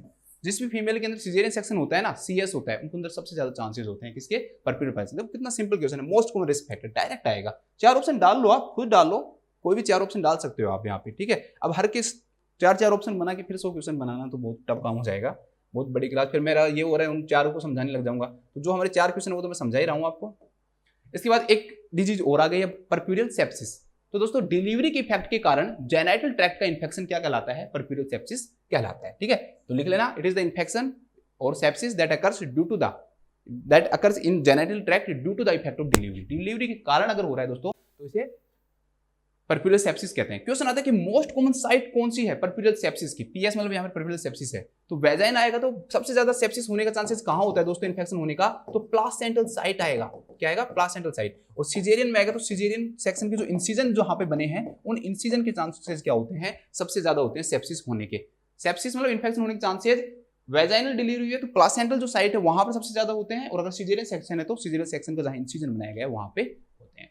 Most common genital infection in puerperal sepsis, भाई पूरे परप्यूरियल सेप्सिस में अगर मोस्ट कॉमन हम ये माने कि एक जेनेटल इन्फेक्शन माने तो वो कौन सा होता है, मतलब टाइप बताना है उसका, ठीक है, मतलब प्लासेंटा साइट और इंसिजन में भी हो सकता है, मान लो कौन सा टाइप है, तो एंडोमेट्राइटिस होता है, वो कौन सा होता है, एंडोमेट्राइटिस, जो एंडोमेट्रियम लेयर है उसका अगर इन्फ्लामेशन हो रहा है, इन्फेक्शन हो रहा है, तो मोस्ट कॉमन जेनेटल इन्फेक्शन है किसके अंदर दोस्तों, आपका परप्यूरियल सेप्सिस के अंदर। मोस्ट कॉमन माइक्रो ऑर्गेनिज्म, देखो डायरेक्टली अगर आंसर के अंदर पोली माइक्रो दे रखा है ना, तो सही आंसर यही होगा, पोली माइक्रो, कई सारे माइक्रो ऑर्गेनिज्म के कारण ये होता है, लेकिन मान लो ऑप्शन में 4 माइक्रो ऑर्गेनिज्म दे दिए और आपको पता ही नहीं, आपको सर पोली तो था, कहां से फंस गए हम, तो इसका जो आंसर हो जाएगा दैट विल बी स्ट्रेप्टोकोकस, इसका जो आंसर हो जाएगा वो क्या हो जाएगा दोस्तों, स्ट्रेप्टोकोकस हो जाएगा, स्ट्रेप्टोकोकस। चलो आ जाओ, अब हमारे क्वेश्चन पे वापस से लौट के आ जाते हैं, शायद मैंने करवा दिया ये क्वेश्चन आपको, है ना, हाँ करवा दिया, ठीक है। तो हमारे क्वेश्चन हो गए हैं लगभग, हमने 30 क्वेश्चन पढ़ लिए हैं, 27 ये और 2 क्वेश्चन ये, 29 क्वेश्चन हमने पढ़ लिए हैं। इसके बाद है नेक्स्ट, बहुत इंपॉर्टेंट, तो एक हमने परप्यूरियम के बारे में लगभग चीजें पढ़ ली हैं। अब हम बात करते हैं दोस्तों, a primi gravida who is at 35 week gestation is diagnosed with hydramnios. Hydramnios हो रहा है, for what should the nurse assess the newborn, कि न्यूबॉर्न को किस चीज के लिए असेस करना चाहिए। चलो बात करते हैं हाइड्रोएमनियोज क्या होता है दोस्तों। पहली बात तो हाइड्रोएमनियोज, और इसे हम और किस नाम से जानते हैं, पॉलीहाइड्रोएमनियोज, एक ही बात है, ठीक है, कंफ्यूज मत होना कि हाइड्रोएमनियोज और पॉलीहाइड्रोएमनियोज सर अलग अलग है क्या, तो मैं कहूंगा नहीं, एक ही होते हैं, पॉलीहाइड्रोएमनियोज भी एक ही है और हाइड्रोएमनियोज भी एक ही है। अब आपको सबसे पहले क्या चीज समझोगे आप बताओ, सबसे पहले सर मैं डेफिनेशन समझूंगा, क्या समझूंगा मैं, डेफिनेशन को समझूंगा, तो डेफिनेशन समझो, कैसे समझोगे पॉलीहाइड्रोएमनियोज है, सिंपल सा रट रखा है वो मत बताना, जो एक रटा हुआ है वो मत बताना, 2000 ml वो सबको पता है, वो उसको भी पता है जिसकी रैंक नीचे नीचे आएगी, ठीक है, लेकिन आपको थोड़ा सा क्या होना पड़ेगा दोस्तों, थोड़ा सा टैलेंटेड होना पड़ेगा, ज्यादा चीजों को गेन करना पड़ेगा, कि भाई वो उन लोगों को नहीं पता, अगर वो क्वेश्चन आएगा तो सबको आएगा, लेकिन कोई ऐसा क्वेश्चन आएगा जो इससे थोड़ा सा टफ बनेगा, वो आपको आना चाहिए, ठीक है। अमाउंट 2000 ml से ज्यादा, अमाउंट क्या हो जाएगी दोस्तों, 2000 ml से ज्यादा हो जाएगी। एमनियोटिक फ्लूइड इंडेक्स नॉर्मल कितना होता है, 5 से 25, तो इसमें 25 से क्या हो जाएगा दोस्तों, ज्यादा हो जाएगा। मैं आपको आगे कभी बताऊंगा एमनियोटिक फ्लूइड इंडेक्स क्या होता है, बहुत कोई ऐसा बहुत बड़ी चीज नहीं है, जैसे अल्ट्रासोनोग्राफी के द्वारा किया जाता है, जो पॉकेट्स है उसको 4 भागों में, जो यूट्रस दोस्तों को 4 भागों में हम बांटते हैं, उस कैविटी को 4 भागों में बांट के उसके अंदर पॉकेट्स देखते हैं, तो उन जो मैक्सिमम जो लॉन्गेस्ट जो पॉकेट होती है उन चारों की हम क्या कर देते हैं दोस्तों, जोड़ देते हैं, तो उससे क्या बनता है, एमनियोटिक फ्लूइड इंडेक्स बनता है। लेकिन इससे भी ज्यादा सेंसिटिव जो होता है वो सिंगल लार्जेस्ट वर्टिकल पॉकेट होता है, मतलब उन सारों के अंदर एक जो सबसे बड़ी है, चारों के अंदर सबसे बड़ी जो है दोस्तों, उसको हम क्या करते हैं, देखते हैं, तो वो क्या कहलाती है, सिंगल लार्जेस्ट वर्टिकल पॉकेट। चलो एक बार समझा देता हूं, जैसे ये यूट्रस है दोस्तों, ये फीमेल का फंडस मान लो आप, इसको 4 भागों में बांट दो, कैसे बांटोगे, यहां पर अम्बलाइकस ले लो और ये लाइन जो है वो लीनियर निग्रा ले लो, लीनियर निग्रा ले लो, इधर से अम्बलाइकस ले लो, इस वाली लाइन को खींचने के लिए अम्बलाइकस का यूज करेंगे, ये लीनियर निग्रा ले लो। अब यहां पर हम सोनोग्राफी स्टार्ट करेंगे, ट्रांसड्यूसर जो होता है सोनोग्राफी के अंदर वो लगाएंगे, यहां पे लगाएंगे तो दोस्तों यहां पर क्या बनती है, ऐसे पॉकेट्स बनती हैं, ऐसे ऐसे ऐसे, जहां से हम प्रेस करते हैं वहां पे क्या बन जाती है, पॉकेट बन जाती है ऐसे। तो हम क्या करते हैं दोस्तों, AFI करने के लिए तो क्या देखेंगे, भाई इनमें सबसे बड़ी पॉकेट कौन सी है, ये है, इसमें कौन सी है, ये है, ठीक है, एक मैं थोड़ी सी और बड़ी बनाता हूँ, सबसे बड़ी बनाता हूँ यहाँ तक, ऐसे मान लो, एक इनमें सबसे बड़ी ये है, इसमें सबसे बड़ी ये है, तो इन सबसे बड़ियों को हम जोड़ लेंगे, जैसे ये 2 आई, ये 3 आई, ये 4 आई, ये 5 सेंटीमीटर आई, इनकी लेंथ खुद बता देता है USGMA की कितनी कितनी लेंथ है, सबकी बता देगा, इनकी सबकी, किसी की भी लेंथ जान लो। तो हम सबसे बड़ी वाली जो है ना दोस्तों, उसकी क्या करेंगे, हम लेंथ देखेंगे, उसकी सबसे बड़ी वाली की हम क्या देखेंगे, लेंथ करेंगे, उनको जोड़ देंगे, जैसे मान लो 2, ये 2 है, ये भी 2 है, मान लो ये 1 है, ये 3 है, ऐसे मान लो आप कि ये वाली 3 है, तो कितनी हो जाएगी दोस्तों, 2 2 4 1 5 3 8 सेंटीमीटर हो गया, तो ये क्या हो जाएगा दोस्तों, AFI हो जाएगा, that will be AFI, amniotic fluid index. इसे हम अमाउंट पता कर लेते हैं, 5 से 25 क्या होता है, नॉर्मल होता है, नॉर्मल क्या होता है, 5 से 25 होता है, 5 से कम है ओलिगोहाइड्रोएमनियोज, 25 से ज्यादा है पॉलीहाइड्रोएमनियोज, ठीक है। चलो आ जाओ नेक्स्ट क्या है दोस्तों, अगर एक इन चारों में सबसे लंबी कौन सा है, तो सबसे कौन सा है दोस्तों, ये है, इसे ही हम किस नाम से जानेंगे, इसे हम जानेंगे SLVP के नाम से, single largest vertical pocket, single largest vertical pocket. Normal जो इसका रेंज होता है वो 2 to 8 सेंटीमीटर होता है, अगर 2 से कम है ओलिगोहाइड्रोएमनियोज, अगर 8 से ज्यादा है तो पॉलीहाइड्रोएमनियोज। चलो ये सब आपने शायद पढ़ा भी हो।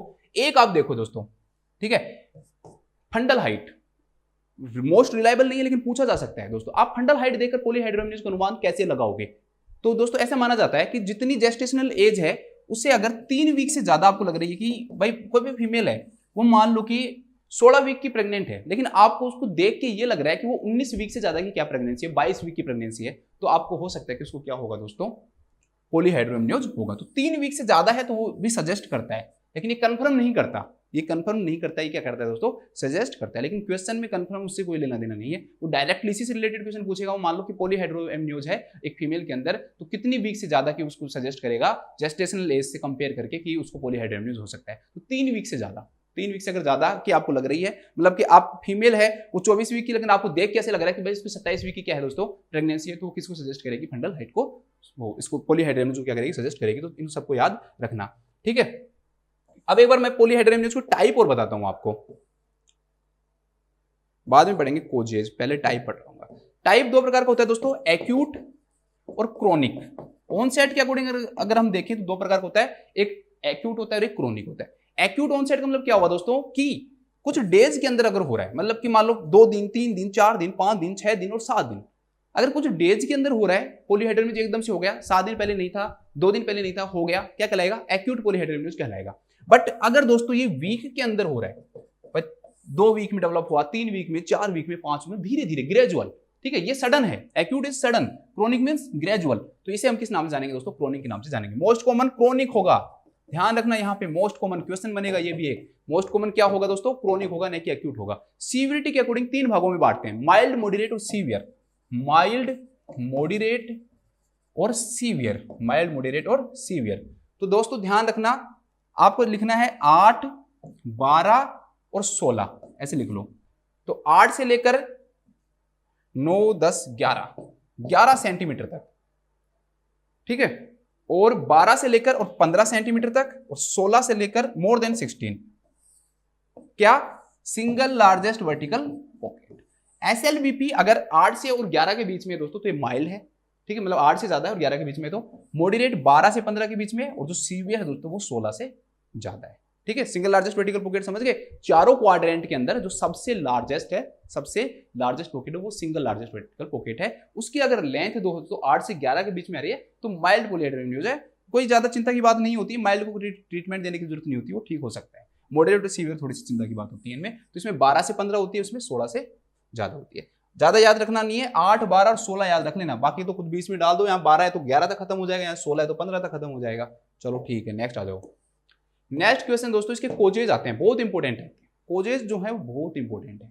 कैसे कैसे है इंपॉर्टेंट, देखो, एक्सेसिव यूरिन प्रोडक्शन, आपको मैंने बताया हुआ होगा दोस्तों कि लगभग है ना, हम स्टार्टिंग का जो टाइम पीरियड है, स्टार्टिंग के टाइम पीरियड में maternal plasma is the major source of amniotic fluid. 3 question बता रहा हूं, तीनों याद रख लेना, 3 क्वेश्चन है एमनियोटिक फ्लूइड के, तीनों ध्यान रखना।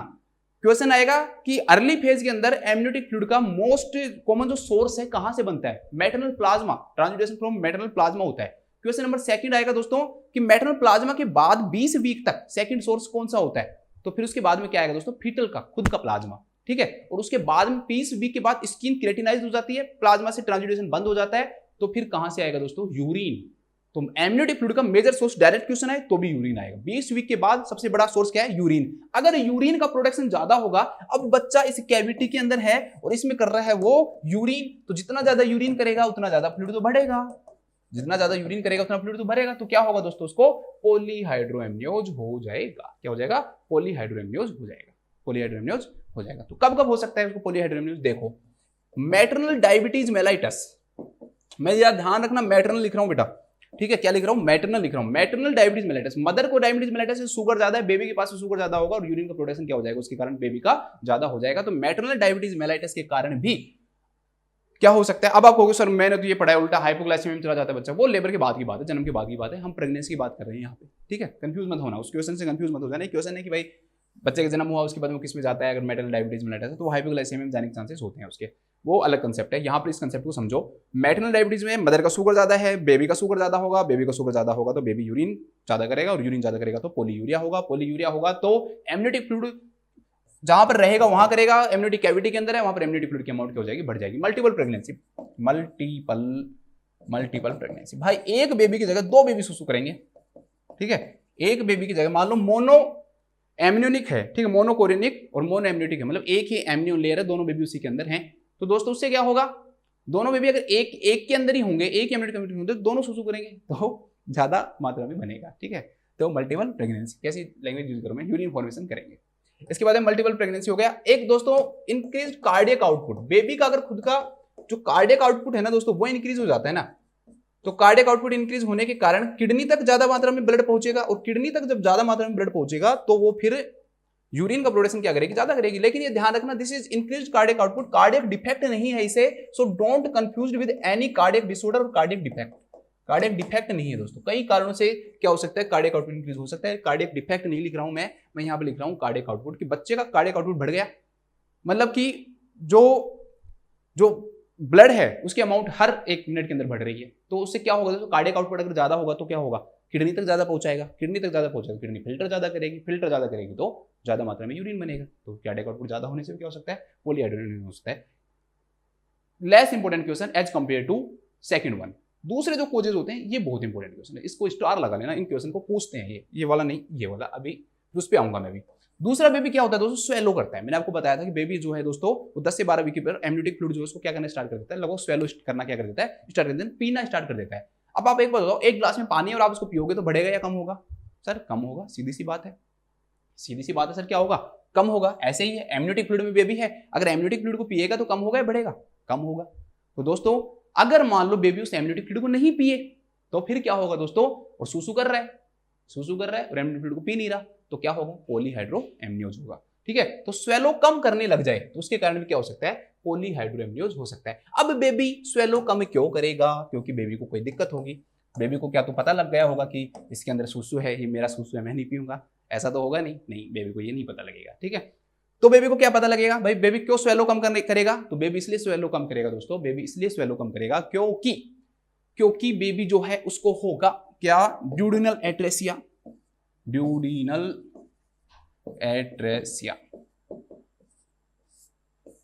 बेबी को ड्यूडिनल एट्रेसिया हो जाए मान लो।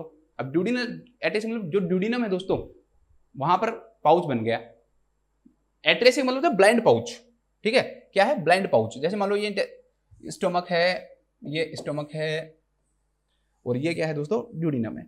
अब ये यहाँ पे बंद हो जाए तो दोस्तों यहाँ एमनियोटिक फ्लूइड पिएगा, यहाँ पर बढ़ जाएगा, भरता फिर कहाँ जाएगा, आगे नहीं जा रहा ना, तो ये ड्यूडिनल एट्रेसिया कहलाता है। ड्यूडिनम जो वर्ड है पता है वो कैसे बना है, ड्यूडेकाडक्टिलस एक राक्षस होता है जिसकी कई सारी क्या होती है, 10 पता नहीं 100 फिंगर होती हैं शायद उसकी, ड्यूडेकाडक्टिलस उस वर्ड से बना है, 100 फिंगर होती हैं, उस उतनी सारी फिंगर होने के कारण एक्चुअली में इसके अंदर छोटी छोटी विलाइज पाई जाती हैं जो दिखाई देती हैं ड्यूडिनम के अंदर। जब हम स्ट्रक्चर पढ़ते हैं तो उसी से नाम पड़ा था ड्यूडिनम। स्मॉल इंटेस्टाइन के 3 पार्ट होते हैं, ड्यूडिनम, जेजुनम, इलियम, उसमें से एक है ये।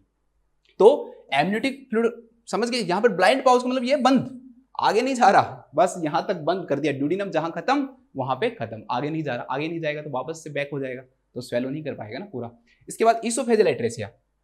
अब इसोफेजियल एट्रेसिया को बताने की जरूरत है क्या, इसोफेगस को कर दो, बस इसोफेगस को बंद कर दो, स्टोमक तक भी नहीं पहुंच रहा कंटेंट, यहां तक ही आके वापस इसोफेजियल एट्रेसिया हो गया। और क्या हो सकता है, cleft lip and cleft palate.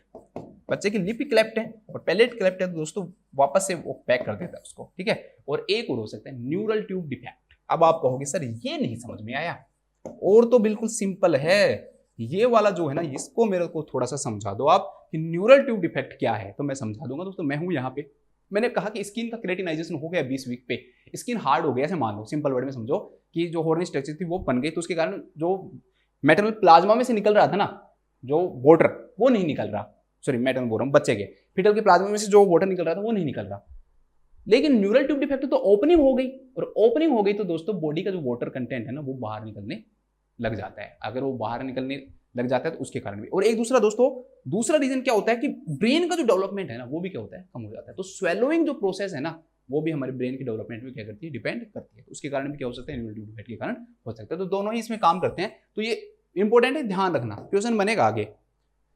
चलो आ जाओ अब आगे वापस, एक बहुत इंपॉर्टेंट क्वेश्चन, मजा आ जाएगा इस क्वेश्चन को सुन के। क्या कोई ऐसी भी डिजीज हो सकती है जो दोनों ही चीजें करवाएं, ओलिगो भी करवाएं और पोली भी करवाएं?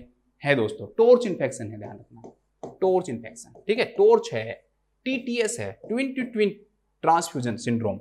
ठीक है, मतलब एक बच्चे से और दूसरे बच्चे के अंदर क्या होने लग जाता है दोस्तों, ब्लड का ट्रांसफ्यूजन होने लग जाता है। एक बच्चे का ब्लड दूसरे में चला गया तो एक बच्चे में पॉलीहाइड्रोएमनियोज हो जाएगा, एक में क्या हो जाएगा, ओलिगोहाइड्रोएमनियोज। तो दोनों चीजें हो रही है, पोली भी हो रही है, ओली भी हो रही है। किसमें हो रहा है, twin to twin transfusion syndrome. एक टॉर्च इन्फेक्शन, ठीक है, टोक्सोप्लाज्मोसिस है, अदर्स है इसके अंदर, ठीक है, रूबेला है, साइटोमेगेलो है और हर्पीज सिम्प्लेक्स वायरस है। अदर्स के अंदर भी कई सारे आते हैं, आपने पढ़ा होगा, इसके अंदर जो सिफिलिस है वो आता है, ठीक है, हेपेटाइटिस आता है, तो वो सब, HIV आता है, तो वो सब इसके अंदर आते हैं। तो ये दो ऐसी डिजीजेज हैं दोस्तों, इनको ध्यान ही रखना कि दोनों चीजें कोज कर सकती हैं, ये पॉलीहाइड्रोएमनियोज भी कोज कर सकती हैं और ओलिगो भी कर सकती हैं, ठीक है। तो इंटरेस्टिंग क्वेश्चन है ना कि कोई ऐसी भी डिजीज दोनों ही करवा रही है। चलो इंटरेस्टिंग से वापस चलते हैं,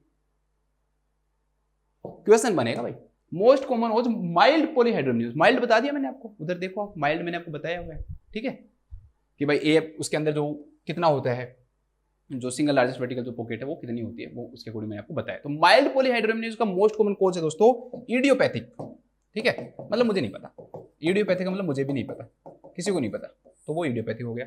most common cause of moderate and severe polyhydramnios, इनका पता है, कॉन्जेनाइटल डिसऑर्डर, कौन से दोस्तों, कॉन्जेनाइटल एनोमलीज, कौन सी एनोमलीज अभी पढ़ा है, जैसे ड्यूडिनल एट्रेसिया है, ये तो जीआई ट्रैक्ट की मोस्ट कॉमन, इन सब में भी किसकी, जीआई ट्रैक्ट की, जैसे इसोफेजियल एट्रेसिया, ड्यूडिनल एट्रेसिया, तो ये सब क्या कोज करवाती हैं दोस्तों, क्लेफ्ट लिप, क्लेफ्ट पैलेट, तो ये सब मोस्ट कॉमन होती है किसके लिए, मॉडरेट एंड सीवियर पॉलीहाइड्रोएमनियोज को कोज करने में। माइल्ड का नहीं पता, किसी को नहीं पता, मुझे भी नहीं पता, तो इडियोपैथिक है, ठीक है। ट्रीटमेंट के कारण है तो क्या कहलाता है वो बताओ, कोई भी डिसऑर्डर अगर किसी की ट्रीटमेंट, मेडिकल ट्रीटमेंट के कारण होता है तो उसे किस नाम से जाना जाता है, बताइए बताइए बताइए, ठीक है। चलो अब ये बेचारी मदर है, मैंने बनाया है, दुखी हो रही है ये, और इस दुखी मदर को हम, इस दुखी मदर में से हम इतने दुष्ट बनेंगे कि इसमें से भी हम क्या ढूंढेंगे, हमारे आंसर ढूंढेंगे, इस दुष्टता में भी हम आंसर निकालेंगे कि क्या क्या सिम्टम आएंगे जब मदर दुखी है। अब अगर आप समझते हो दोस्तों कि जैसे जैसे फंडल हाइट बढ़ती है तो जो डिस्प्लेस करता है ये लगभग 4 सेंटीमीटर डायफ्राम को ऊपर की तरफ क्या कर देता है,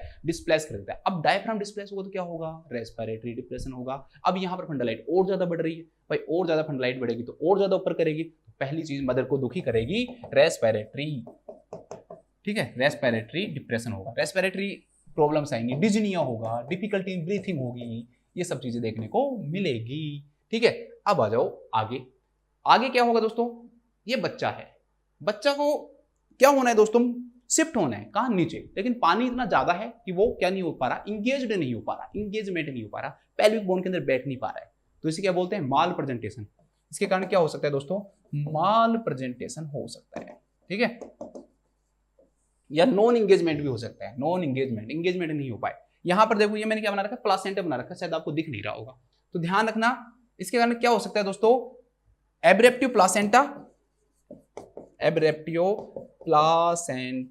और पीपीएच, पोस्टपार्टम हेमरेज। अब कहोगे सर एब्रेप्टिव प्लासेंटा क्यों होगा, पीपीएच क्यों होगा, तो एब्रेप्टिव प्लासेंटा क्या होता है दोस्तों कि एक्चुअली में इतना ज्यादा फ्लूइड होने के कारण प्रेशर क्रिएट होता है, जब प्रेशर इतना ज्यादा होगा और एकदम से जब एमनियोटिक फ्लूइड बाहर आता है ना, तो वो इस प्लासेंटा के ऊपर प्रेशर डालता है। इसलिए ही कभी भी पॉलीहाइड्रोएमनियोज के अंदर अगर मेम्ब्रेन रैप्चर हो जाती है ना, तो हम स्लोली कोशिश करते हैं कि कंट्रोल्ड वे के अंदर जो फ्लूइड है ना दोस्तों, धीरे धीरे क्या है वो आ रहा है। तो कई बार गोज पीस भी लगाया जाता है, ठीक है, वेजाइनल इंट्रोइटस पे गोज पीस लगाया जाता है कि धीरे धीरे क्या निकले, वो एमनियोटिक फ्लूइड निकले, कि एकदम से प्लासेंटा क्या हो जाए, एब्रेप्ट नहीं हो जाए, तो एब्रेप्टिव प्लासेंटा।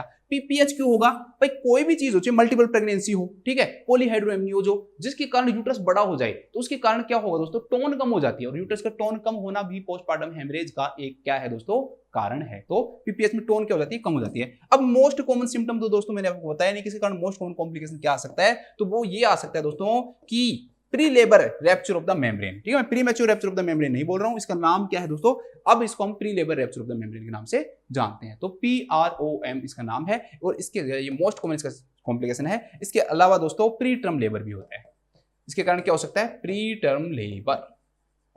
तो आ गए ना हमारे सिम्टम, मदर से, दुखी मदर से भी हम इतने दुष्ट लोग हैं कि इसमें से भी हमने सिम्टम निकाल लिए। हो सकता है कि एक पिक्चर के कारण आपको चीजें याद रह जाएं, इसलिए मैंने ये पिक्चर डाल दी है। तो अब वापस से हमारे प्रश्नों की तरफ बढ़ते हैं, क्वेश्चन की तरफ बढ़ते हैं, ठीक है। तो इसमें से कौन सा डिसऑर्डर है दोस्तों जिसके कारण पॉलीहाइड्रोएमनियोज हो सकता है, ठीक है, किडनी डिसऑर्डर। ध्यान रखना, जब मैं आपको कभी ओलिगोहाइड्रोएमनियोज पढ़ाऊंगा ना, तो उसमें पढ़ाऊंगा रीनल एजेनेसिस। भाई यूरिन बना रहा है, कौन बना रहा है, किडनी बना रहा है, यूरिन नहीं बना रहा, तो एमनियोटिक फ्लूइड में यूरिन नहीं गिर रहा, तो पानी कम होगा बढ़ेगा, अब सर कम होगा, जो मेन एमनियोटिक फ्लूइड ही यूरिन बना रहा है तो वो ही नहीं बना, तो क्या होगा दोस्तों, कम होगा, तो कम होगा तो ओलिगोहाइड्रोएमनियोज, तो ये नहीं होगा। कार्डियक डिफेक्ट नहीं, मैंने कहा सिर्फ कार्डियक आउटपुट इंक्रीज, डिफेक्ट नहीं है, वहां पर पहले बता दिया। डायबिटीज मेलिटस इसमें दे रखा है दोस्तों असेस द न्यूबॉर्न। न्यूबॉर्न के अंदर डायबिटीज मेलिटस नहीं है, मदर के अंदर है। किसके लिए? मदर के अंदर है वो डायबिटीज मेलिटस। न्यूबॉर्न का कारण नहीं जाना जाता। तो इसका जो आंसर हो जाएगा that will be oesophageal atresia. Oesophageal atresia will be the right answer of this question. लिखो पॉलीहाइड्रोएमनियोज, पॉलीहाइड्राएमनियोज, मैं हाइड्रो लिख देता हूं, वैसे हाइड्रा है ना। Polyhydramnios can be occur due to, can be अरे यार हिंदी में लिखना है। पॉलीहाइड्रोएमनियोज का एक कारण सिर्फ एक ही लिखा रहा हूं मैं, यहां सारे नहीं लिखा रहा। इसोफेजियल एट्रेसिया हो सकता है, इसोफेजियल एट्रेसिया हो सकता है। ठीक है, तो ये आपको 143 क्वेश्चन हो गया। और हमने लगभग हमने कितने क्वेश्चन पढ़ लिए होंगे दोस्तों? लगभग हमने 38 और 3 41 क्वेश्चन पढ़ लिए। चलो नेक्स्ट आते हैं। नेक्स्ट जो क्वेश्चन है दोस्तों वो है 144। एक client who just gave birth, एक क्लाइंट है दोस्तों आपकी, ठीक है, आप हॉस्पिटल में लग गए हो नोट सेट के अंदर क्लियर करके, और आप वहां पे एम्स के अंदर काम कर रहे हो। ठीक है, ऐसे सोचो, अपने अंदर पॉजिटिव एनर्जी रखा करो। 3 यंग चिल्ड्रन है बेचारी के, कितने? 3। She comments to the nursery nurse, एक नर्स जो केयर करती है बच्चों की, नर्सरी नर्स कहलाती है वो। ठीक है, बच्चों की केयर करने के लिए जो नर्स रखी जाती है। That she must prop the baby during feedings when she return home. वैसे करेंगे भाई मैं ना इस बच्चे को नहीं रख पा रही, तो आप इस बच्चे को क्या करो, आप इस बच्चे को फीडिंग करवाओ, उसको सपोर्ट दो। उसको हम किस नाम जानते हैं? प्रोप के नाम से जानते हैं। कि आपको क्या करना चाहिए? She must prop the baby during feeding when she return home, क्योंकि वो जब घर लौटे तो आपको बेबी को क्या करना चाहिए दोस्तों? सपोर्ट करना चाहिए, फीडिंग करवानी चाहिए। क्यों? बिकॉज सी हैज, अब आपको सर मदर वो नर्स कैसे फीड कराएगी? भाई बोटल फीडिंग कराएगी। ठीक है, क्या कराएगी? बोटल फीडिंग करवाएगी। तो because she has too much to do, वो कह रही मैं मेरे पास बहुत ज्यादा काम है, मैं यार ये नहीं कर सकती। Anyway holding babies during feeding spoils them. अगर मैं इस बच्चे को रखूंगी, ब्रेस्ट फीडिंग करवाती रहूंगी, तो मेरे इतने सारे काम जो ऑफिस के काम है ना वो मैं कैसे करूंगी? तो आप इसको रखो। तो what is the nurse best response, तो नर्स को क्या कहना चाहिए? सिंपल से ये पूरा क्वेश्चन है ना, इसकी एक ही पूरी महाभारत है, इसकी एक ही लाइन है कि भाई वो जो मदर है ना वो ऐसे कह रही है कि आप इस बच्चे को खुद रखो, मेरे से नहीं रखा था, मेरे बहुत ज्यादा काम है।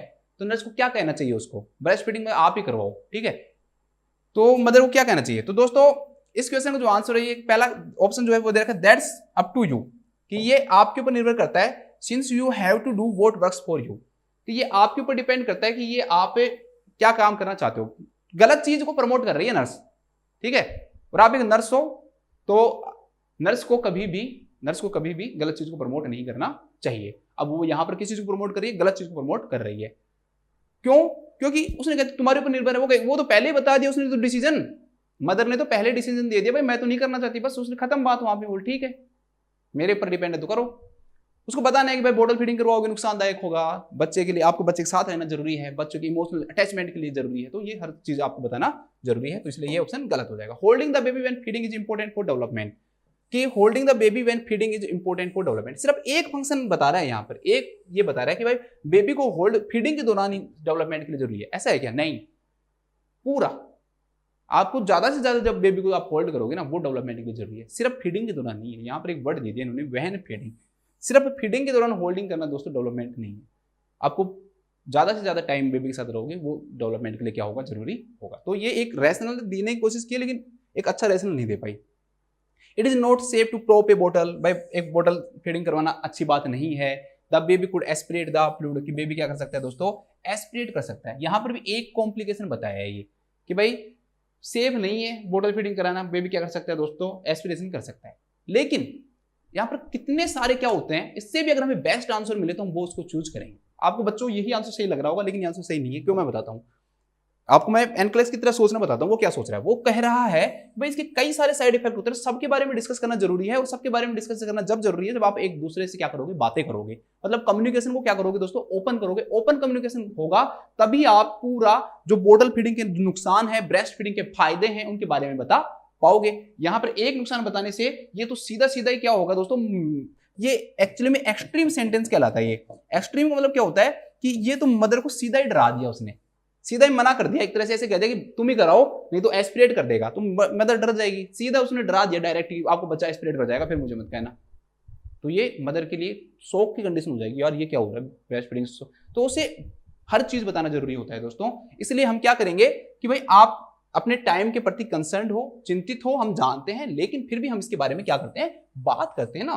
चलो बात करते हैं क्या क्या चीजें हो सकती हैं, कब आप ब्रेस्ट फीडिंग करवा सकते हो, कब नहीं करवा सकते, क्या नुकसान होंगे अगर मैं बॉटल फीडिंग करवाऊं, तो इन सब के बारे में हम क्या करते हैं, बात करते हैं दोस्तों। तो बात करना जरूरी है, ओपन कम्युनिकेशन जरूरी है, इसलिए ये आंसर होगा। ये आंसर एक्सट्रीम है इसलिए नहीं होगा, यहां पर सिर्फ एक टाइम फीडिंग बता रखा है इसलिए नहीं होगा, और यहां पर तो बिल्कुल ही गलत बात कह दी कि तुम्हारे ऊपर निर्भर है, और उसका निर्भरता तो पहले ही उसने बता दी कि भाई मैं क्यों निर्भर हूं, तो ये गलत हो जाएगा। तो लिख लो, लिखो कि अगर कोई मदर, सिंपल लैंग्वेज में लिखेंगे हम, ऐसी लैंग्वेज नहीं, अगर कोई मदर बेबी को ब्रेस्ट फीडिंग करवाने से, अगर कोई मदर बेबी को ब्रेस्ट फीडिंग करवाने से मना करे तो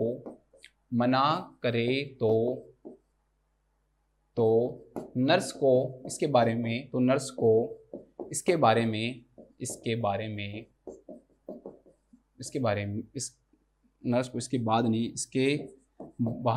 मैं सोच रहा था इसके बाद क्या लिखना है, तो मैंने बाद ही लिख दिया। नर्स को इसके बारे में क्लाइंट से बात करनी चाहिए, बस भाई बात करो, क्यों नुकसानदायक है, क्या है, ये सब ऐसे नहीं है, सीधा बता दिया आपने, ठीक है। तो इसका आंसर जो हो जाएगा that will be you seem concern about, let's talk about this 144। चलो आ जाओ नेक्स्ट। अब आते हैं सबसे इंपॉर्टेंट टॉपिक, पूरी क्लास का जो मैं 1 घंटे में करवाता हूँ वो आपको मैं 5 मिनट में करवाऊंगा, ब्रेस्ट फीडिंग का। ब्रेस्ट फीडिंग को किस नाम से जाना जाता है, सुपीरियर न्यूट्रिशन।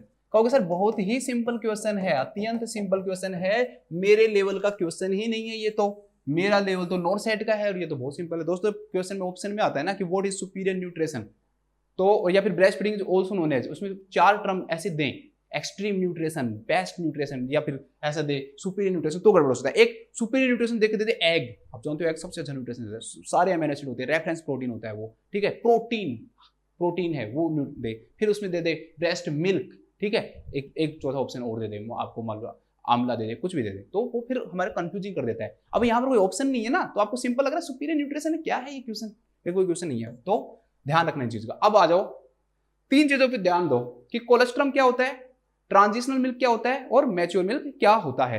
तो 0 से और 3 डेज का स्टार्टिंग का थिक और येलो मिल्क जो होता है दोस्तों, वो क्या होता है, आपका कोलेस्ट्रम होता है। इसके बाद में 4 दिन से लेकर और लगभग दोस्तों कितने वीक तक, लगभग ऐसे मान लो आप 2 वीक तक का, 2 वीक तक, 4 दिन से लेकर 4 डे से लेकर और 2 वीक तक का जो दूध होता है वो ट्रांजिशनल की चेंज हो रहा है, वो कोलेस्ट्रम से चेंज होकर ट्रांजिशनल जा रहा है। और लास्ट बस अब इससे ज्यादा कोई चेंज नहीं होगा, तो आफ्टर 2 वीक, 2 वीक के बाद जो दूध कहलाएगा दोस्तों वो क्या कहलाएगा, मैच्योर मिल्क कहलाएगा।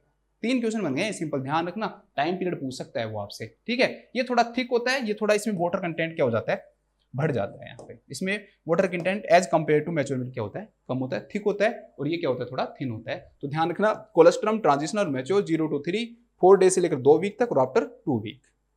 चलो आ जाओ सबसे बड़ी महाभारत याद करने की, याद करते हैं, सोल्व करते हैं। कोलेस्ट्रॉम और ब्रेस्ट फीडिंग, ब्रेस्ट जो मिल्क है उसमें अंतर बताते हैं दोस्तों, फैट, कार्बोहाइड्रेट, प्रोटीन और वाटर लेते हैं। याद रखना 2.3, इसका उल्टा लिख दो 3.2, लिख दिया। इसके बाद में लिखो 8.6, अब 86 लिख दो। देखो इन दोनों को तो याद करना ही टफ नहीं है, और क्रम ये याद रख लेना आप, ठीक है। वाटर तो नीचे आता ही है, इनका याद रखना, पहला फैट लिख दिया, कार्बोहाइड्रेट, प्रोटीन, फैट की जगह फैट को पहले उठा दिया हमने। 2.3 ग्राम इन 100 ml, 3.2 ग्राम इन 100 ml, 8.6 ग्राम, और 86% क्या होता है दोस्तों, इसमें वाटर होता है। अब यहां पर भाई, यहां पर बहुत सिंपल है, इसको यहां से यहां उठा के लेके जाओ, तो यहां पर कितना हो जाएगा दोस्तों, 3.2।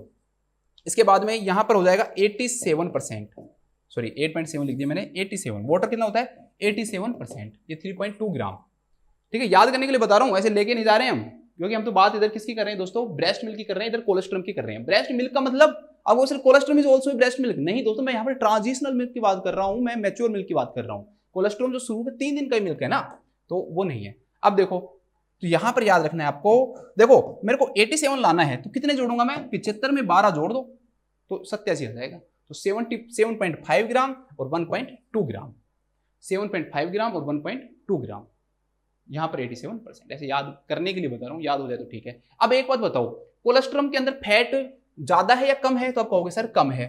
कार्बोहाइड्रेट दोस्तों ज्यादा है कि कम है, कम है। प्रोटीन ज्यादा है कि कम है, ज्यादा है। और वाटर कंटेंट ज्यादा है कि कम है, तो वाटर कंटेंट भी क्या है दोस्तों, कम है, उसमें वाटर ज़्यादा है। चलो वाटर तो सबको ही पता है, किसी को कोई ऐसा होगा नहीं शायद जिसको पता नहीं होगा, ठीक है। तो इन चीज़ों को ध्यान रखना। अभी मैं एक ट्रिक बताऊंगा आपको, वो सारी चीज़ें क्लियर करवाएगा। चलो और अंतर देखते हैं। स्पेसिफिक ग्रेविटी किसकी ज़्यादा होगी, याद मत करो, अब मत याद करो दोस्तों, मैं आपको इतना मैंने आपको परेशान कर दिया बहुत है। बच्चों को मैं इतना परेशान करता नहीं हूँ ज़्यादातर, ये याद कर लो बहुत है। आप अगर याद नहीं हो रहा तो इसको लगा लो आगे, फिर भी याद नहीं हो रहा तो मोबाइल नंबर याद करते हो ना, अपने फ्रेंड का, दोस्त का, किसी का भी याद करते हो, याद करो 23 32 86 86, दूसरे का नंबर याद करो 32 75 12 87। तो मोबाइल नंबर याद करते हो, ऐसे दिमाग में घुसा लो इनको, ठीक है। चलो ठीक है, नेक्स्ट आ जाओ। नेक्स्ट है दोस्तों की स्पेसिफिक ग्रेविटी। एक बता दो, जो चीज भारी है उसकी स्पेसिफिक ग्रेविटी ज्यादा होगी जो हल्की है। स्पेसिफिक ग्रेविटी मतलब ये कि दोस्तों आप एक पत्थर को गिराओ तो जो ग्रेविटी है वो किसकी ज्यादा होगी, पत्थर की या फूल की। तो सर पत्थर ज्यादा तेज गिरेगा उसकी ग्रेविटी ज्यादा होगी, वही है। तो जो चीज थिक होगी उसकी स्पेसिफिक ग्रेविटी ज्यादा होगी, और जो थोड़ी थिन होगी वाटर कंटेंट जिसके अंदर तो ये कम हो जाएगी, ठीक है। तो ये थिक है, वाटर भी इसमें कम है। सोडियम और क्लोराइड दोस्तों इसके अंदर क्या पाया जाता है, ज्यादा पाया जाता है, इसके अंदर कम पाया जाता है। एंटीबॉडीज ज्यादा होती है, सब जानते हैं। एंटीबॉडीज में क्वेश्चन आता है तो आईजीए आएगा, कौन सा एंटीबॉडी आएगा, आईजीए आएगा। ऑप्शन में अगर दो दे दे कि भाई ये और बताओ तो आईजीएम भी कर देना, आईजीए और आईजीएम, ठीक है। अगर एक ही चुनना है तो आईजीए चुनोगे। एंटीबॉडीज इसमें ज्यादा होती है, इसमें क्या होती है, कम होती है। पोटेशियम कम होता है इसमें ज्यादा होता है, इंपॉर्टेंट ध्यान रखना। तो ध्यान रखना कि ब्रेस्ट मिल्क के अंदर, सॉरी कोलेस्ट्रम के अंदर केएफसी कम होता है। क्या होता है, केएफसी कम होता है। के मतलब दोस्तों क्या, पोटेशियम, एफ मतलब फैट, सी फॉर कार्बोहाइड्रेट, कम होते हैं। देख लो आप, इधर देख लो, आपने मैंने लिख रखा है फैट कम, कार्बोहाइड्रेट कम, वाटर तो चलो छोड़ो सबको पता ही है, और यहाँ पर पोटेशियम कम। बाकी के सारे क्या है, ज्यादा है, बाकी के सारे, ठीक है। तो केएफसी है ना, मीट उट खाते हैं वहां। अब एक और आ जाता है कि सर बोर मिल्क और हाइंड मिल्क भी बता दो। तो स्टार्टिंग का जब हम ब्रेस्ट फीडिंग स्टार्ट करवाते हैं उस समय जो मिल्क होता है ना, स्टार्टिंग ऑफ ब्रेस्ट फीडिंग पे, तो जो मिल्क होता है वो होता है फोर मिल्क, और जो बाद का छुपा हुआ मिल्क है मतलब कि लास्ट में, वो कौन सा होगा दोस्तों, हिंड मिल्क। तो लास्ट में बच्चा पी रहा है तो वो हिंड मिल्क। अब आप एक बात बताओ कि अगर आपको प्यास भी लग रही है और भूख भी लग रही हो तो पहले हम क्या डिमांड करते हैं, तो कहते हैं हम सर पानी पहले पीते हैं, क्योंकि हमारी खाना ही अंदर नहीं जाएगा। अगर हमें प्यास ज्यादा लग रही है और साथ में भूख लग रही है तो पहले हम पानी पिए। तो वही कारण है कि बच्चा पहले अपनी थ्रस्ट को क्या करता है दोस्तों, पूरा करता है। तो फोर मिल्क थ्रस्ट को करता है, हिंड मिल्क हंगर को करता है। H for hind, H for hunger, किसको करता है, हंगर को करता है। तो हिंड मिल्क हंगर को करता है, ये थ्रस्ट को करता है, ठीक है, ध्यान रखना।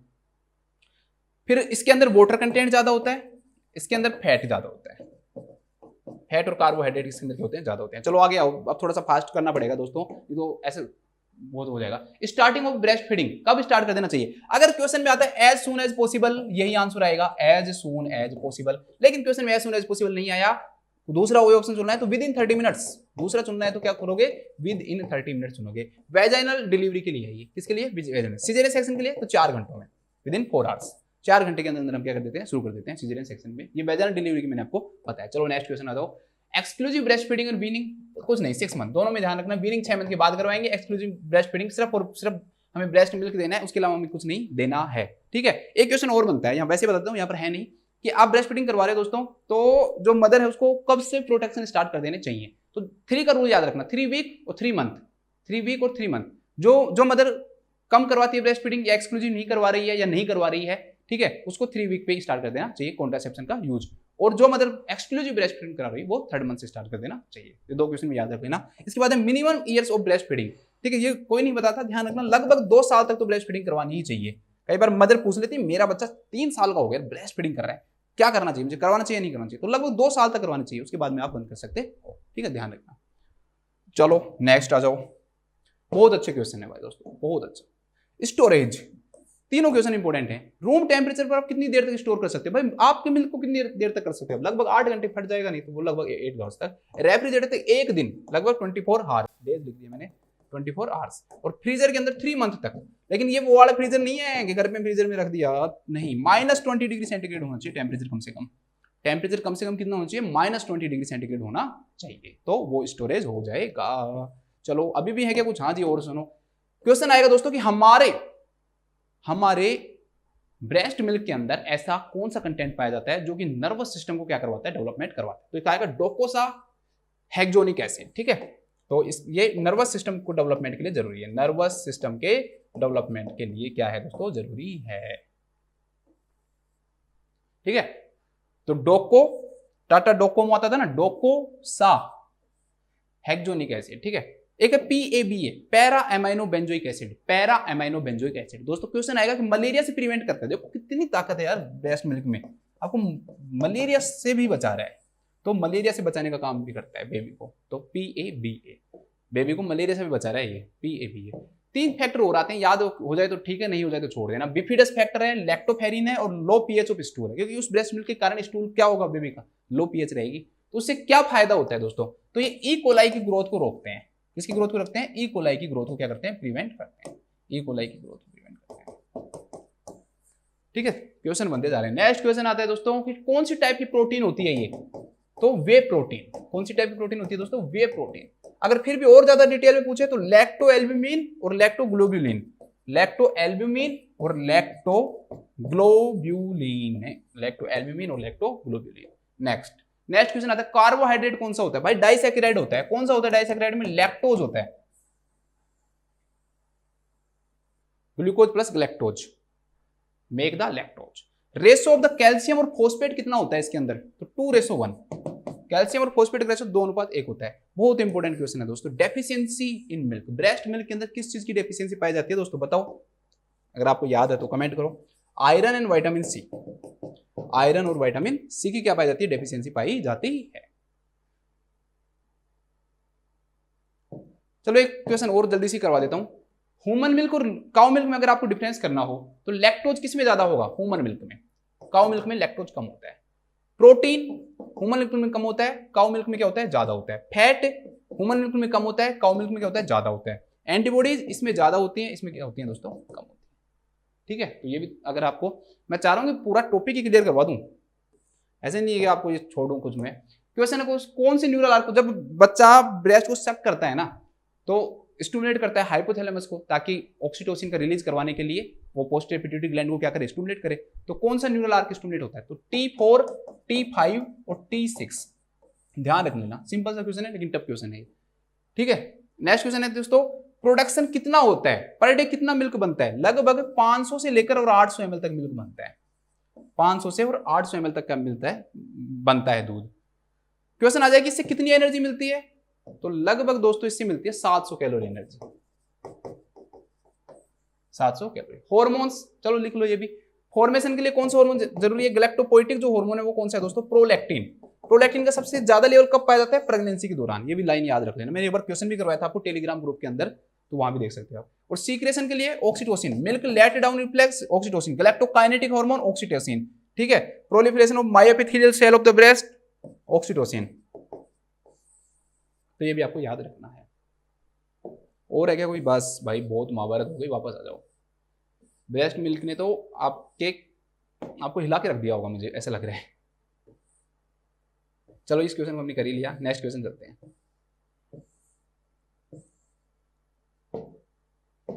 नेक्स्ट क्वेश्चन है दोस्तों हमारे सामने 145, a primary gravida has just given birth at 37 week gestation. एक प्राइमरी ग्रेविडा है जिसने 37 वीक की जेस्टेशन पे क्या दिया है दोस्तों, जन्म दिया है। What should the nurse do to help promote the attachment process between the mother and her newborn? इतना ज्यादा इंपॉर्टेंट क्वेश्चन नहीं है भाई, डिलीवरी की है और बच्चे को प्रमोट करना है, भाई क्या करो, दोनों को एक रूम में रखो, ज्यादा से ज्यादा टाइम दो मदर, तो वो प्रमोट क्या होगा, उनकी रिलेशनशिप क्या होगी, अटैचमेंट क्या होगा, ज्यादा प्रमोट होगा। साथ ही नहीं रह रहे हैं, दाई रख रही है, नर्सरी नर्स रख रही है, कहां से मिलेगा अटैचमेंट। तो सिंपल सा आंसर आ जाएगा एनकरेज कंटिन्यूअस रूमिंग इन, ठीक है। वो दोनों को साथ में ज्यादा से ज्यादा रूम में रखना है, तो वो हो जाएगा इसका answer. Teach how to breast feed the baby, भाई ब्रेस्ट फीडिंग कैसे करोगे, इससे सिर्फ इतना करने से थोड़ी हो जाएगा, आपको टाइम देना पड़ेगा। असाइन 1 नर्स, जब नर्स ही कर लेगी तो फिर मदर का क्या काम है, भाई ऐसे करेगा नर्स को कर दो, वो करेगी काम। Allow extra visiting prevalence in nursery, nursery के अंदर उसको बार बार लाना है, सब गलत है, कोई चीज याद करने की नहीं है। सिर्फ इस क्वेश्चन में आप एक चीज याद रख लो, encourage the continuous rooming in, लिख लो कि उसमें लिखा दिया मैंने, हाँ उसमें लिखा दिया था, इसमें लिख लो कि मदर एंड बेबी में इमोशनल अटैचमेंट को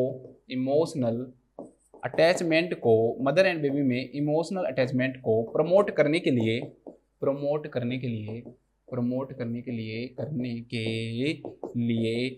कंटिन्यूअस रूमिंग इनको प्रमोट करना चाहिए। कंटिन्यूअस रूमिंग इनको, रूमिंग मतलब एक रूम में रहना, इनको को एनकरेज करना चाहिए, एनकरेज करना चाहिए। स्क्रीनशॉट ले लो, ठीक है। कुछ अच्छे क्वेश्चन का टाइम निकालने के लिए हमें कुछ खराब क्वेश्चन का टाइम कम करना पड़ता है, ठीक है। जैसे पिछला क्वेश्चन था उसमें हमने कितनी चीजें पढ़ ली, इसलिए इसमें थोड़ा टाइम पीरियड। अब 2-3 क्वेश्चन ऐसे आएंगे, एक क्वेश्चन जो है वो, 2 क्वेश्चन बहुत इंपॉर्टेंट आएंगे, उन पर ज्यादा फोकस करेंगे। नेक्स्ट क्वेश्चन है दोस्तों, a multigravid of Asian descent, ठीक है। कहाँ की है? एशिया की है। 104 पाउंड उसका वजन है, तो लगभग 104 में आप 2.2 का भाग दे लो, उतना उसका वजन है दोस्तों लगभग, ठीक है। तो बाई 1 लगभग ऐसे मान लो 50 kg के अबाउट है, ठीक है। 100 अगर 10 पाउंड होता है तो लगभग 50 kg का अबाउट उसका वेट है।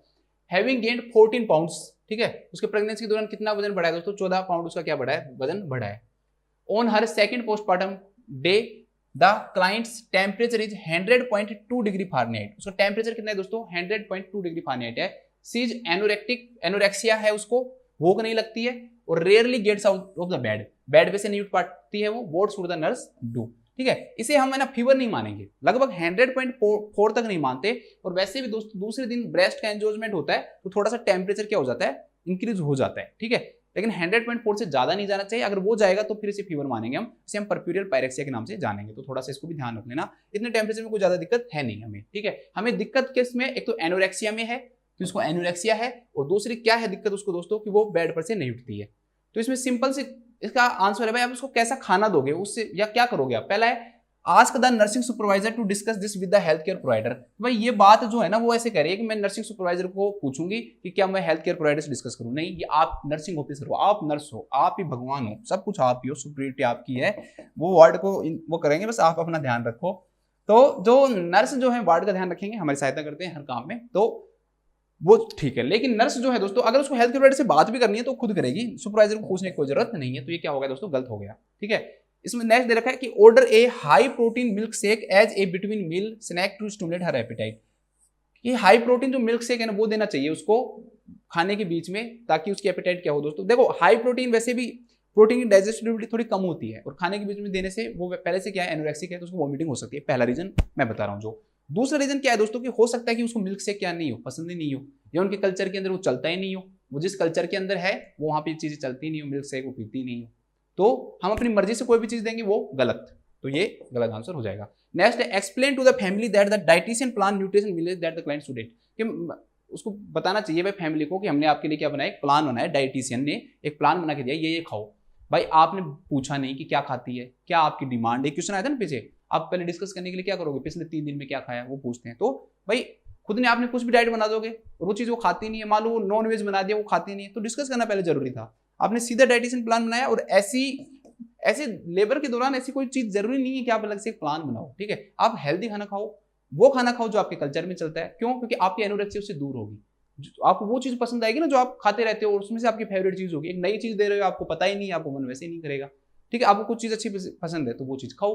तो इसलिए दोस्तों ऐसे क्लाइंट को हम क्या करेंगे, हम एनकरेज करेंगे कि फैमिली को कि भाई आप क्या करो, इसको रुक जाओ दूसरा बोल लेता हूँ highlighter. Encourage the family to bring in special food preferred in their culture, कि आपके कल्चर के अंदर जो चीजें चलती है ना, जो फीमेल कल्चर में खाती है ना, वो चीजें लेके आओ उसके लिए, ताकि उसके एनोरेक्सिया क्या हो दोस्तों? दूर हो। बस पूरी रामायण ऊपर का है, वजन है इतना बड़ा उसको छोड़ो, वजन थोड़ा सा कम बढ़ा है, ये तो आपको दिख रहा होगा, ठीक है। 14 में अगर आप 2.5 का भाग दोगे तो उसका वेट कुछ भी नहीं बढ़ा, 2.5 का नहीं 2.2 का। चलो इसको लिख लो कि अगर पोस्टपार्टम पीरियड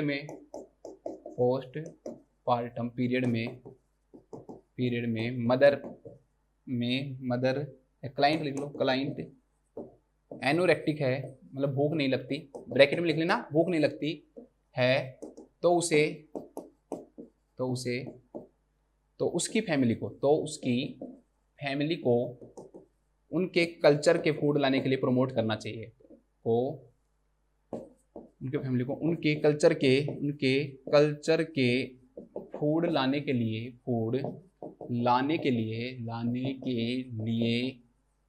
प्रमोट करना चाहिए,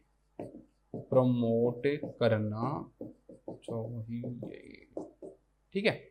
चलो नेक्स्ट क्वेश्चन देखो, कोई अच्छा क्वेश्चन देखते हैं। 2-3 क्वेश्चन थोड़े सिंपल ही है, फिर बढ़िया क्वेश्चन आएगा। At 9 PM visiting hours are officially over, ठीक है। 9 बजे ऑफिशियल आवर क्या हो गए दोस्तों? विजिटिंग मतलब मिलने के क्या हो गए, बंद हो गए हैं। मतलब हॉस्पिटल में टाइम होता है ना, इतने बजे तक आप मिल सकते हो, वो बंद हो गया। But the sister of A newly admitted postpartum client, एक पोस्टमार्टम क्लाइंट है, उसकी बहन है, सिस्टर है, वो वहीं पर रह जाती है पेशेंट के साथ ही, वो जाती नहीं है। What is the most appropriate nursing intervention? थोड़ा सा अजीब सा क्वेश्चन है, आपको लगेगा कि यार ये क्या क्वेश्चन है। एक्चुअली हम क्या मानते हैं, हम ये हमारा दिमाग ये चलता है यहाँ पे, जब मैंने भी पढ़ा तो मैं भी यही सोचूंगा कि यार जब टाइम हो गया तो कहो आप जाओ, ठीक है, आप उस दूसरे तरीके से बात करोगे, मैं सपोर्ट करूंगी या ऐसे। लेकिन इस क्वेश्चन में ये नहीं आएगा। इस क्वेश्चन में ये ऐसे कह रहा है कि भाई उस दौरान है ना, जो क्लाइंट को चाहिए ना वो देना चाहिए, और क्लाइंट को मान लो उसकी सिस्टर अच्छी लगती है तो वो दो उसको। तो encourage the sister to participate in care as much as the client wish, कि जितना क्लाइंट विश कर रहे हैं ना दूसरे लोगों को, फैमिली मेंबर को, इसको बोलते हैं फैमिली ओरिएंटेड केयर। तो इसमें दे रखा है कि नर्स को है ना फैमिली ओरिएंटेड जो केयर है उसको फोकस करना चाहिए। और अब उसकी सिस्टर उसकी फैमिली है, तो फैमिली अगर उसको ज्यादा ओरिएंट करेगी, फैमिली ओरिएंटेड सिस्टर जाएगी उसके पास, तो वो ज्यादा उसको क्या करेगी दोस्तों, प्रमोट करेगी। इसलिए किसको एनकरेज करना चाहिए कि फैमिली ओरिएंटेड केयर को करना चाहिए, इसलिए उसकी सिस्टर को क्या देना चाहिए, परमिशन देनी चाहिए, आप रह सकते हो। इसमें देखो अब हमें हमारी पावर देखो आप नर्सेज की, remind the client sister that visiting hours are over, तो सीधा भाई उसको मना कर देना, तो ये गलत है। इसमें दे रखा है कि भाई आप मना मत करो, आप उसको रहने दे सकते हो, कोई दिक्कत नहीं है। नेक्स्ट है दोस्तों, get return permission from the client for her sister to remain. इसमें ये दे रखा है कि भाई नर्सेज की पावर में पावर है कि वो किसी को रहने दे सकती है, नहीं रहने दे सकती, तो आपको रिटर्न में लेने की कोई जरूरत ही नहीं है यहाँ पे, ठीक है, रिटर्न में लेने की कोई जरूरत नहीं है। Next, call the evening nursing supervisor to tactfully handle the situation, कि भाई आपसे नहीं हो रहा, नर्सिंग सुपरवाइजर को कॉल करो कि भाई आप क्या करो, इसको हैंडल करो। तो सुपरवाइजर को करने की कोई जरूरत नहीं है, आप इसको खुद ही क्या करोगे, हैंडल करोगे। तो इस क्वेश्चन का लास्ट आंसर क्या जाएगा, 4th हो जाएगा। लिख लो कि अगर विजिटिंग आवर के खत्म होने के बाद, अगर विजिटिंग आवर्स के खत्म होने के बाद कोई फैमिली मेंबर, कोई क्लाइंट का फैमिली मेंबर, कोई पोस्टमार्टम क्लाइंट का फैमिली मेंबर, ऐसे लिखो, पूरा ही बन जाएगा, कोई पोस्टमार्टम क्लाइंट का फैमिली मेंबर, पोस्टमार्टम क्लाइंट का फैमिली मेंबर क्लाइंट के पास रुक जाता है,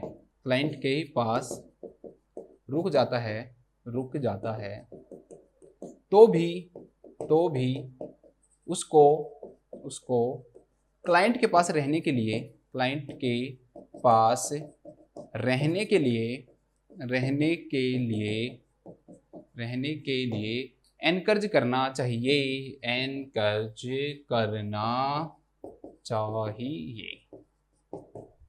एनकरेज करना चाहिए, ठीक है। इसके ब्रैकेट में फैमिली मेंबर ब्रैकेट में आप सिस्टर भी लिख सकते हो, ताकि क्वेश्चन आए अगली बार तो याद रहे।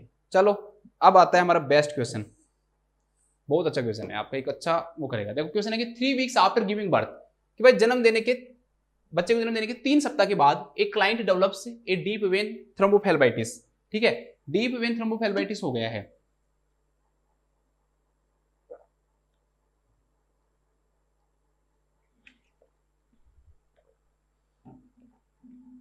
कि थ्रोम्बस बनने के कारण जो वेन है दोस्तों उनके अंदर क्या हो गया, इन्फ्लेमेशन हो गया है, तो डीप वेन थ्रोम्बोफ्लेबाइटिस कहते हैं इसे। कहां पे, टू द लेफ्ट लेग के ऊपर, and is admitted to the hospital for bed rest.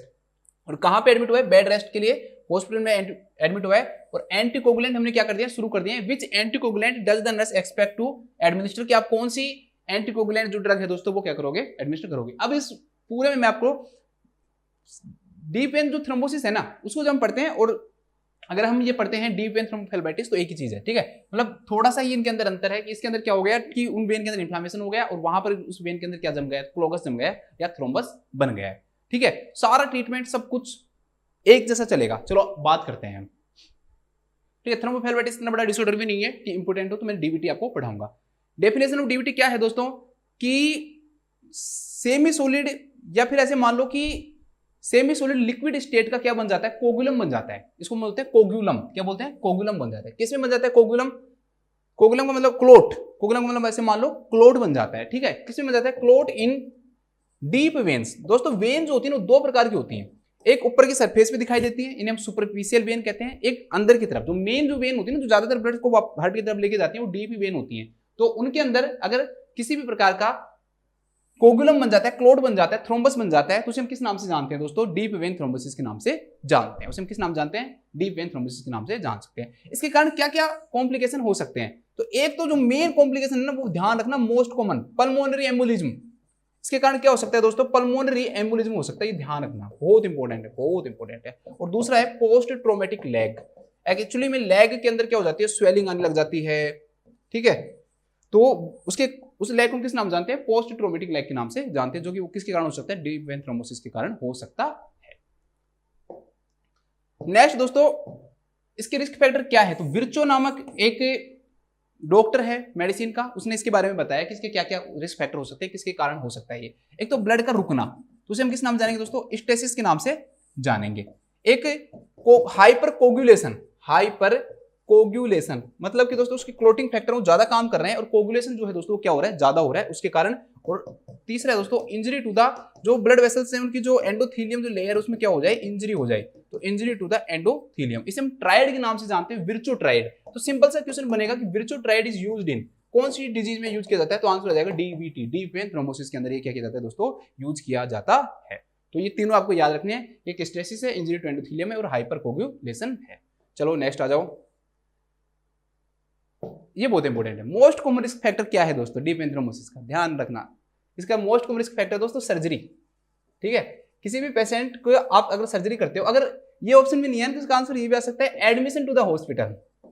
जो भी पेशेंट हॉस्पिटल के अंदर सबसे ज्यादा होता है ये, ठीक है, admission to the hospital, hospital के अंदर ये सबसे ज्यादा होता है, सबसे बड़ा रिस्क फैक्टर है इसका।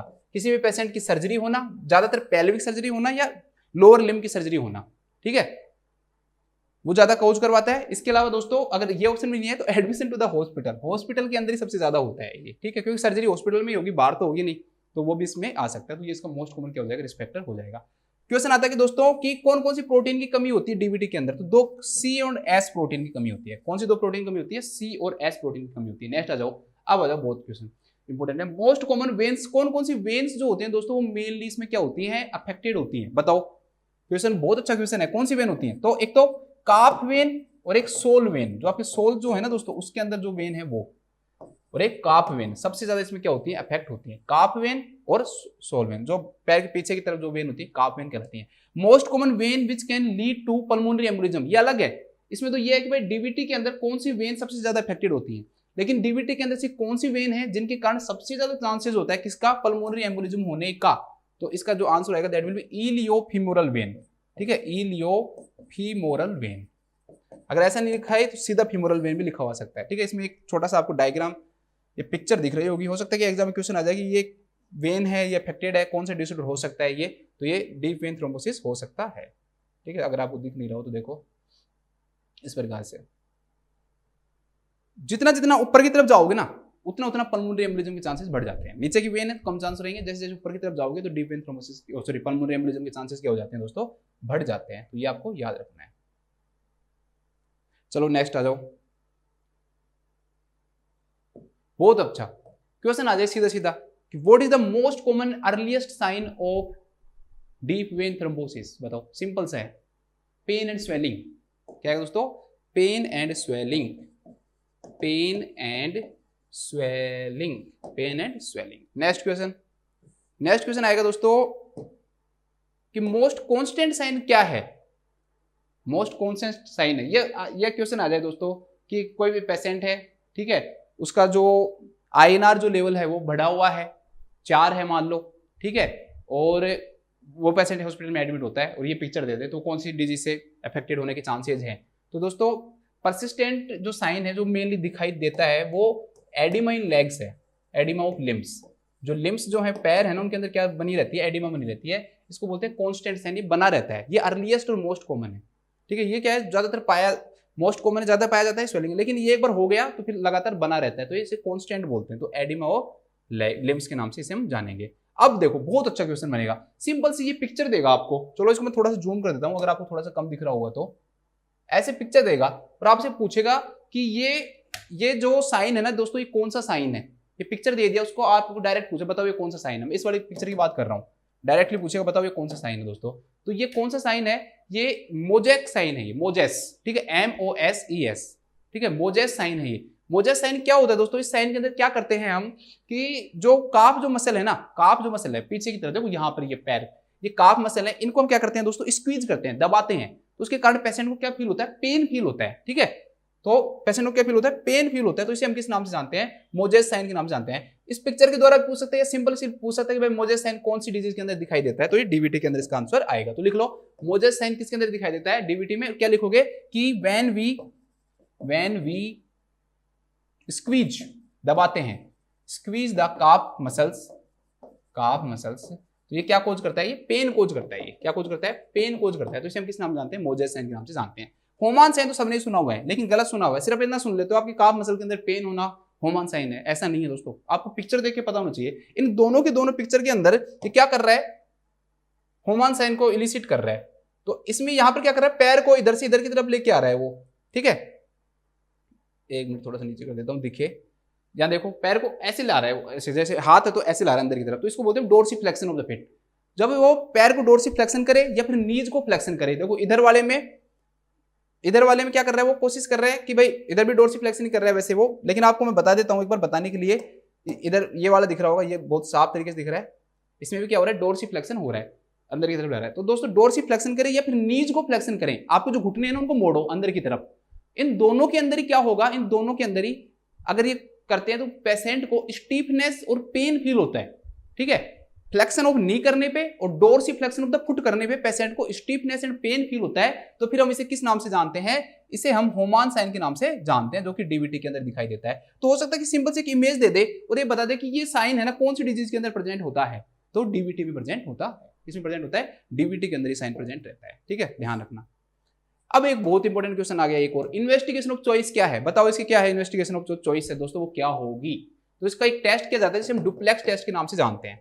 किस नाम से जानते हैं, डुप्लेक्स टेस्ट, डुप्लेक्स टेस्ट। तो डुप्लेक्स टेस्ट करते हैं। डुप्लेक्स टेस्ट में क्या होता है, दो चीजें होती हैं, कलर डोपलर होता है, एक तो हम क्या करते हैं कलर डोपलर करते हैं, और एक बी टाइप यूएसजी होता है, ठीक है, बी टाइप यूएसजी, बस यूएसजी याद रख लो, तो कलर डोपलर और यूएसजी। अब हमारा जो क्वेश्चन है, जो हम मोस्टली का उसका ट्रीटमेंट, स्टार्टिंग के 3 से 5 डेज में हम दोस्तों कंटिन्यूअस मतलब लगातार हमें क्या देनी पड़ेगी, लो मोलिकुलर वेट हिपेरिन देते हैं, ठीक है, क्या देते हैं, continuously low molecular weight heparin देते हैं 5 दिन के बाद में दोस्तों, और लगभग 3 महीने तक।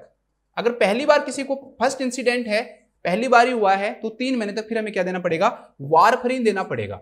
वारफरीन इज लॉन्ग एक्टिंग, और ये जो हिपेरिन है वो क्या होती है, शॉर्ट एक्टिंग होती है, इसलिए फिर बाद में हम जो लॉन्ग एक्टिंग ड्रग है वो प्रेफर करते हैं कि दिन में एक बार लेने की आपको क्या पड़े, जरूरत पड़े। यहाँ पर तो कंटिन्यूस देना पड़ा है, तो कंटिन्यूस कैसे दोगे, तो जो वारफरीन है दोस्तों वो 3 महीने तक देते हैं, अगर एक ही बार इंसिडेंट हुआ है। अगर दोबारा से किसी को डीप वेन थ्रोम्बोसिस हो गया दोस्तों, तो फिर उसको लाइफ टाइम लेना पड़ता है। वारफरीन कैसे लेना पड़ता है, लाइफ टाइम लेना पड़ता है। कोई भी पेशेंट आपके पास डीवीटी का आता है ना दोस्तों, तो ध्यान रखना उसका आईएनआर चेक करना जरूरी होता है। अगर आप उसकी सर्जरी, कोई भी सर्जरी भी अगर आप परफॉर्म करना चाह रहे हो, तो उसका आईएनआर अगर एबनॉर्मल है तो हम सर्जरी परफॉर्म नहीं करते हैं, ठीक है। बहुत ज्यादा हो जाए तो 2 से ज्यादा हो जाए तो नहीं करते हैं, 2 तक तो कर देते हैं, ठीक है। वैसे नॉर्मल लेवल 1 ही होता है ना आईएनआर का। चलो आ जाओ, बस अभी इस क्वेश्चन को करवा दिया मैंने पूरा, अब इसका आंसर देखेंगे हम, कुछ नहीं बच रहा। क्वेश्चन क्या है, क्वेश्चन है हमारे सामने कि भाई क्या देंगे, तो क्या देंगे दोस्तों, 2 हैं, बताओ, एक कंटिन्यूअस इन्फ्यूजन ऑफ हिपेरिन है और एक है intermittent dose of A low molecular weight heparin. दोस्तों इसमें ये तो सही है कि भाई लो मोलिकुलर वेट है, ये ठीक है, मैंने आपको बताया भी है, लेकिन इसमें इंटरमिटेंट दे रखा है, बीच बीच में देना है, नहीं, मैंने आपको लिखा था कंटिन्यूस देना है, तो इसका आंसर क्या आ जाएगा, continuous infusion of heparin would be the right answer. Clopidogrel जो है प्लेटलेट एग्रीगेशन करवाती है, ये नहीं देते हम, जो वारफरीन है वो बाद में देते हैं, वारफरीन को हम बाद में देते हैं 3 to 5 डेज के बाद में। तो इसमें लिख लो continuous infusion of heparin is a drug of choice in, लिख लो continuous infusion of heparin is a drug of choice in DVT and, इसमें भी लिख लो, ये भी लिख लो, DVT and deep vein thrombophlebitis, इसमें हिंदी लिखाने की जरूरत नहीं है ना इतनी, अगर आपको हिंदी लिखनी लिख लो कि डीप वेन थ्रोम्बोसिस और डीप वेन थ्रोम्बोफेल्बाइटिस में हम कंटिन्यूअस हिपेरिन का क्या देते हैं, इन्फ्यूजन देते हैं, कंटिन्यूअस हिपेरिन का क्या देते हैं, इन्फ्यूजन देते हैं, ऐसे भी आप लिख सकते हो। चलो नेक्स्ट आ जाओ, अब बस ज्यादा नहीं बच रहे, 2 ही क्वेश्चन बच रहे हैं, और एक ही क्वेश्चन इंपॉर्टेंट है, एक को तो मैं 2 ही मिनट लगाऊंगा, इसमें मैं चाहता हूँ कि 10 मिनट के अंदर ये करवा दूं। आज क्लास थोड़ी सी लंबी हो गई, लेकिन बहुत प्रोडक्टिव क्लास है, आप खुद पढ़ने बैठोगे ना, इतने टॉपिक बहुत टाइम लगेगा, और इतनी डाटा ढूंढने में ही बहुत टाइम लग जाएगा, आपको अच्छे नोट्स मिलना बहुत बड़ी बात होती है आज टाइम में, ठीक है। A nurse teaches a postpartum client how to care for episiotomy, भाई एपिजियोटोमी की केयर कैसे करें इन्फेक्शन को प्रिवेंट करने के लिए, तो which behaviour indicate that the teaching was effective, तो कौन सा ऐसा बिहेवियर है जिससे ये पता लगेगा कि टीचिंग क्या थी, इफेक्टिव थी। पहला है दोस्तों the perineal pad is changed twice daily, कि वो जो फीमेल है वो पेरिनियल जो पैड होते हैं उनको दिन में 2 बार चेंज कर रही है, गलत है। 2 बार बहुत ही कम होता है, कम से कम 2 से 4 घंटे में क्या करते हैं हम, पेरिनियल पैड को क्या करना पड़ता है, चेंज करना पड़ता है every 2 to 4 hours to prevent the infection. तो ये क्या है, गलत है। ठीक है, इफेक्टिव टीचिंग मतलब सही वाला स्टेटमेंट बताना है कि भाई ऐसा करना चाहिए। ठीक है, नेक्स्ट है दोस्तों she rinses her perineum with water after using an analgesic spray. भाई स्प्रे यूज कर लिया और उसके बाद पेरिनियम को वाटर से धो लिया, फिर भाई स्प्रे का क्या काम हुआ, ये तो मूर्खता हो गया ना, आपने स्प्रे लगाया फिर पानी से धो लिया, तो स्प्रे का कोई काम नहीं होगा, तो ये गलत हो गया। और वैसे भी पानी के साथ धोना इन्फेक्शन को क्या कर सकता है, बढ़ावा दे सकता है, तो इससे बचे। Next the perineum is cleansed from the anus toward the symphysis pubis, कि जो पेरिनियम है,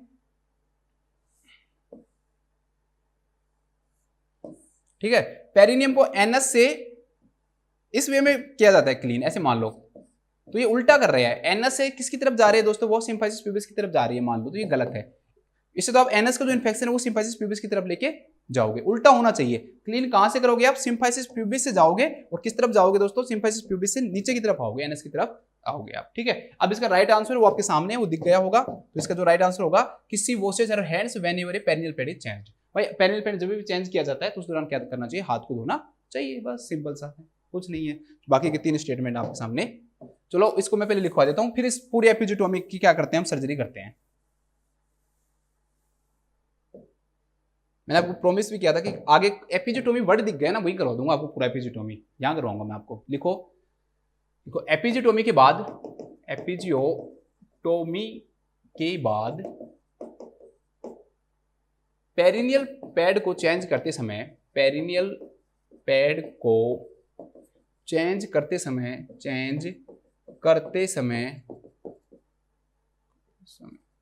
फीमेल को हैंड वॉश करनी चाहिए, फीमेल को हैंड वॉश करने चाहिए, हैंड वॉश करने चाहिए। ठीक है, फीमेल को हैंड वॉश करने चाहिए।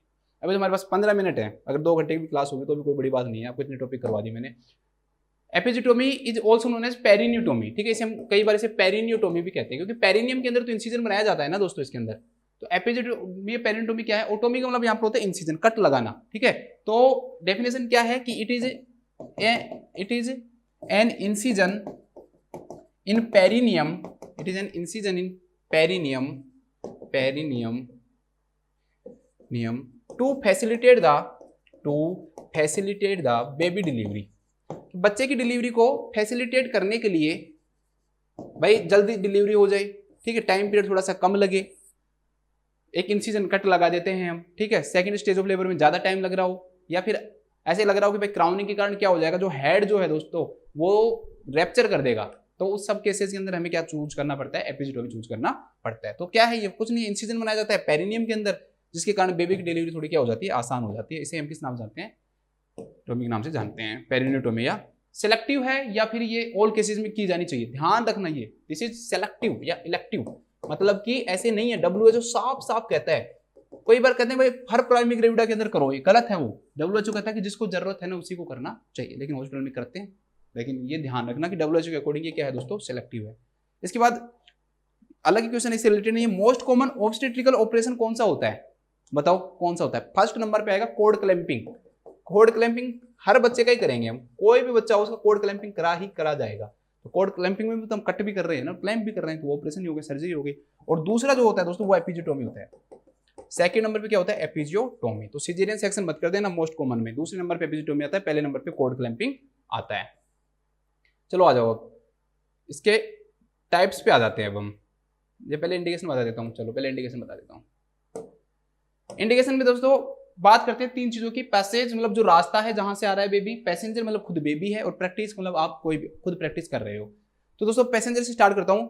जो बेबी है दोस्तों, अगर वो क्या है, लार्ज बेबी है, क्या है, लार्ज बेबी है, 4 kg से अगर उसको वेट ज्यादा है दोस्तों, तो उस समय हमें करना पड़ता है। इसके अलावा जैसे माल प्रेजेंटेशन है, माल प्रेजेंटेशन में भी करते हैं, ठीक है, नॉर्मल प्रेजेंटेशन ही नहीं है, ब्रिज प्रेजेंटेशन है या और कोई भी प्रेजेंटेशन, मल्टीपल प्रेगनेंसी है, मल्टीपल प्रेगनेंसी में भी कर देते हैं ताकि अच्छे से डिलीवरी हो जाए।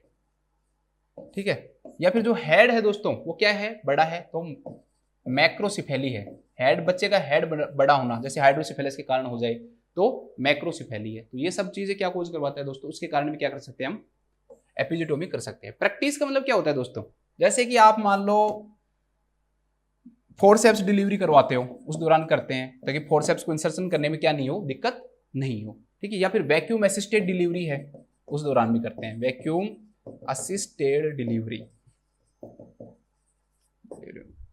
पासेज, रास्ता, तो जो सब प्यूबिक जो आर्क है उसका नैरो होना, उसका क्या होना, नैरो होना, ठीक है। जैसे प्यूबिक जो बोन है वो यहां पे मिल रही है, तो ये जो एंगल बना रहा है ना, ये नीचे वाला जो एंगल है ये, इसका नैरो होना। ध्यान रखना दोस्तों, सीपीडी या कॉन्ट्रैक्टेड पेल्विस, सिफेलोपेल्विक डिस्प्रपोर्शन और कॉन्ट्रैक्टेड जो पेल्विस है ना, this is not an indication of episiotomy. इस केस में हम एपिजियोटोमी नहीं करेंगे कि मान लो पेल्विस आपको ऐसे लग रही हो कि भाई कॉन्ट्रैक्टेड है, या फिर बेबी का हेड बड़ा हो, दोनों चीजें साथ हो, सिफेलोपेल्विक डिस्प्रपोर्शन मतलब बेबी का हेड भी बड़ा हो और पेल्विस भी कॉन्ट्रैक्टेड हो, तो उस केस में हम एपिजियोटोमी नहीं करेंगे, उस केस में हम सिजेरियन सेक्शन करेंगे। तो यहां पर वो मत लिख लेना, ये गलत हो जाएगा, कहीं आप सोचो कि सीपीडी लिख देता हूं, ये लिख देता हूं, वो लिख देता हूं, तो वो चीजें नहीं करनी है आपको, मैंने जो बताया उसको आपको याद रखना है। चलो आ जाओ नेक्स्ट, अब आ जाते हैं मोस्ट इंपोर्टेंट टाइप्स पे आ जाते हैं हम। किस पे आ जाते हैं, टाइप्स के ऊपर आ जाते हैं। एक सेकंड रुकना, दो इधर लाने दो, इसको ले जाने दो यहाँ। तो इसके 4 टाइप होते हैं एक्चुअली में सर, 2 ही यूज होती हैं। आप लोग चाहे 4 पढ़ो, चाहे 5 पढ़ो, चाहे 10 पढ़ो, यूज 2 ही होती हैं, ठीक है। लिखने में हम लिख लेते हैं 4, लेकिन आप ऐसे नहीं सोचो कि सर ने बताया नहीं है। तो दोस्तों एक है मीडियन, एक है मीडियोलैटरल, मीडियोलैटरल, एक है आपकी लैटरल, और एक है आपकी जे शेप्ड। एक क्या होती है, जे शेप्ड होती है। तो दोस्तों जैसे हम एक इमेज बताते हैं, अब आजकल ऐसे क्वेश्चन भी आ सकते हैं, जैसे ये आपको इमेज दे दी दोस्तों, ऐसे पूछने लग जाएगा कौन सी टाइप की एपिजियोटोमी है ये। तो दोस्तों जो एपिजियोटोमी 60 डिग्री के एंगल पे की जाती है ना, ठीक है, इधर भी वही है, यहां भी यही है, ठीक है। मैं एक बार समझाने के लिए बताता हूं आपको कैसे, देखो समझाने के लिए, देखो अगर 90 डिग्री के एंगल पे की जाए, इस एंगल पे की जाए, तो ये मीडियन कहलाएगा। क्या कहलाएगा, मीडियन, 90 डिग्री पे। और अगर 60 डिग्री के एंगल पे की जाए, चाहे इधर कर लो चाहे इधर कर लो, दोनों में से किसी पे भी कर लो, 60 डिग्री पे कर लो, तो ये क्या कहलाएगा दोस्तों, मीडियोलैटरल। क्या कहलाएगा, मीडियोलैटरल कहलाएगा। अगर ऑप्शन में 60 नहीं आए तो 45 से 60 डिग्री आएगा। फिर अगर ऑप्शन में 60 ही नहीं दे रखा तो क्या करोगे, 45 से 60 डिग्री करोगे। तो ये मीडियन हो गई, ये क्या हो गई दोस्तों, मीडियोलैटरल हो गई। 2 और होती है, एक होती है जे शेप्ड, ठीक है, एक क्या होती है, जे शेप्ड होती है, तो उसमें हम ऐसे करके और ऐसे कट लगाते हैं, इधर ऐसे कट करके ऐसे कट लगाते हैं, ठीक है। ऐसे लाएंगे और फिर ऐसे ले जाएंगे, दूसरे कलर से बता देता हूं, पहले ऐसे लाएंगे और फिर ऐसे ले जाएंगे, फिर ऐसे लाएंगे और फिर ऐसे ले जाएंगे, ठीक है। तो ये वाला क्या कहलाता है दोस्तों, आपका जे शेप्ड कहलाता है। क्या कहलाता है, जे शेप्ड कहलाता है। और लैटरल का क्या मतलब क्या होता है, कुछ लोग ऐसे, अब हो सकता है कि आप इससे कंफ्यूज हो जाओ दोस्तों लैटरल में, लेकिन लैटरल में मैं बताना चाहूंगा आपको कि लैटरल मतलब ये नहीं होता कि आप साइड में इधर कर दो, इसमें थोड़ा सा क्या किया जाता है, ऊपर किया जाता है। लैटरल में जो इंसिजन है थोड़ा सा कहां बनाया जाता है, ऊपर बनाया जाता है, ठीक है। जैसा जो इंफ्यूजन हम मीडियो लैटरल में बना रहे हैं ना, तो थोड़ा सा जो इंसिजन है वो कहां बनाया जाएगा, थोड़ा सा ऊपर बनाया जाता है, तो ये लैटरल होता है साइड में, ठीक है। हो सकता है कि आप पढ़ने के लिए ऐसे पढ़ सकते हो इधर भी हो जाए, लेकिन कोई काम का नहीं है, बस इतना ध्यान रख लो, लैटरल कोई काम का नहीं है, कभी यूज नहीं करते हम लैटरल को, कभी यूज नहीं करते हम जे शेप्ड को, ठीक है, कभी जे शेप्ड को भी हम यूज नहीं करते हैं। अब आपको देखो इंपॉर्टेंट चीज एक बताता हूँ, आपको एक माइंड को खोलता हूं मैं एक बार, आप कहोगे कि सर ऐसा भी हो सकता है कि हाँ, हम दोनों में डिफरेंस पढ़ते हैं, मेन यही करते हैं, मीडियन और मीडियोलैटरली करते हैं। मैं पूछूं कि ब्लड लॉस ज्यादा किसमें होगा, तो मैं कहूंगा इसमें ब्लड लॉस ज्यादा होगा, इसमें कम होगा।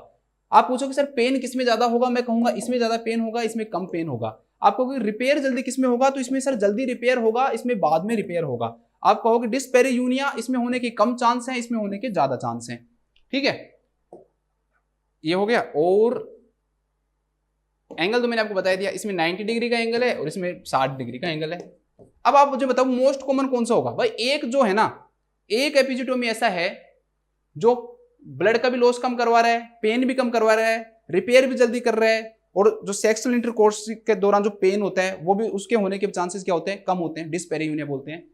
तो आप कौन से को प्रेफर करोगे, मीडियन को या मीडियोलैटरल को? तो आप कहोगे सर मैं तो मीडियन को प्रेफर करूंगा, मोस्ट कॉमन यही होगा, लेकिन नहीं, मोस्ट कॉमन क्या होता है दोस्तों, मीडियोलैटरल होता है। अब आप कहोगे सर ये क्या होता है, कैसी बातें कर दी आपने, ये तो उल्टी बातें कर दी, सारा बढ़िया बता दिया, लास्ट में पूरा गुड़ गोबर कर दिया। तो दोस्तों मीडियो लेटरल इसलिए होता है, इसके ना 100 फायदे हों, लेकिन जो एक जो नुकसान है ना वो बहुत बड़ा नुकसान है। वो एक नुकसान क्या है कि ये है ना, देखो मैंने आपको भी बताया था मीडियन, कि मीडियन में हम ये वाला कट लगाते हैं, तो ये वाला जो कट है ना दोस्तों, ये क्या कर सकता है, ये इंजरी कर सकता है, रैप्चर कर सकता है किसको, एनाल को और पेरिनियम को। मैं मीडियन की बात कर रहा हूं, मैंने चित्र इधर बना दिया, लेकिन मैं इसकी बात कर रहा हूं मीडियन की। एनाल और जो रेक्टम है ना दोस्तों, उसके इंजरी करने के चांसेस, उसके टीयर होने के चांसेस क्या होते हैं, मीडियन में ज्यादा होते हैं। मीडियन के अंदर एनाल और रेक्टम के रैप्चर होने के चांसेस, टीयर होने के चांसेस, इंजरी होने के चांसेस ज्यादा होते हैं। क्यों? क्योंकि जो एंगल है वो डायरेक्ट बना रहे हैं हम। तो थोड़ा सा भी फोर्स लगा, आपने फ्यूचर भी कर दिया, तो वो क्या कर सकता है दोस्तों, एनाल टीयर कर सकता है या फिर रेक्टल टीयर कर सकता है।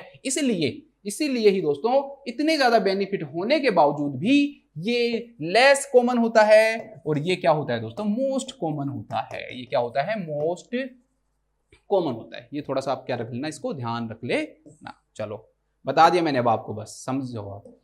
मोस्ट कॉम्प्लिकेटेड भाई जे शेप्ड अभी पढ़ा है हमने, जे शेप्ड के अंदर इधर कट लगाओ फिर इधर जाओ, ऐसे जाना पड़ता है। तो इतना कॉम्प्लिकेटेड कौन करे, ज्यादा समझने की जरूरत है भी नहीं।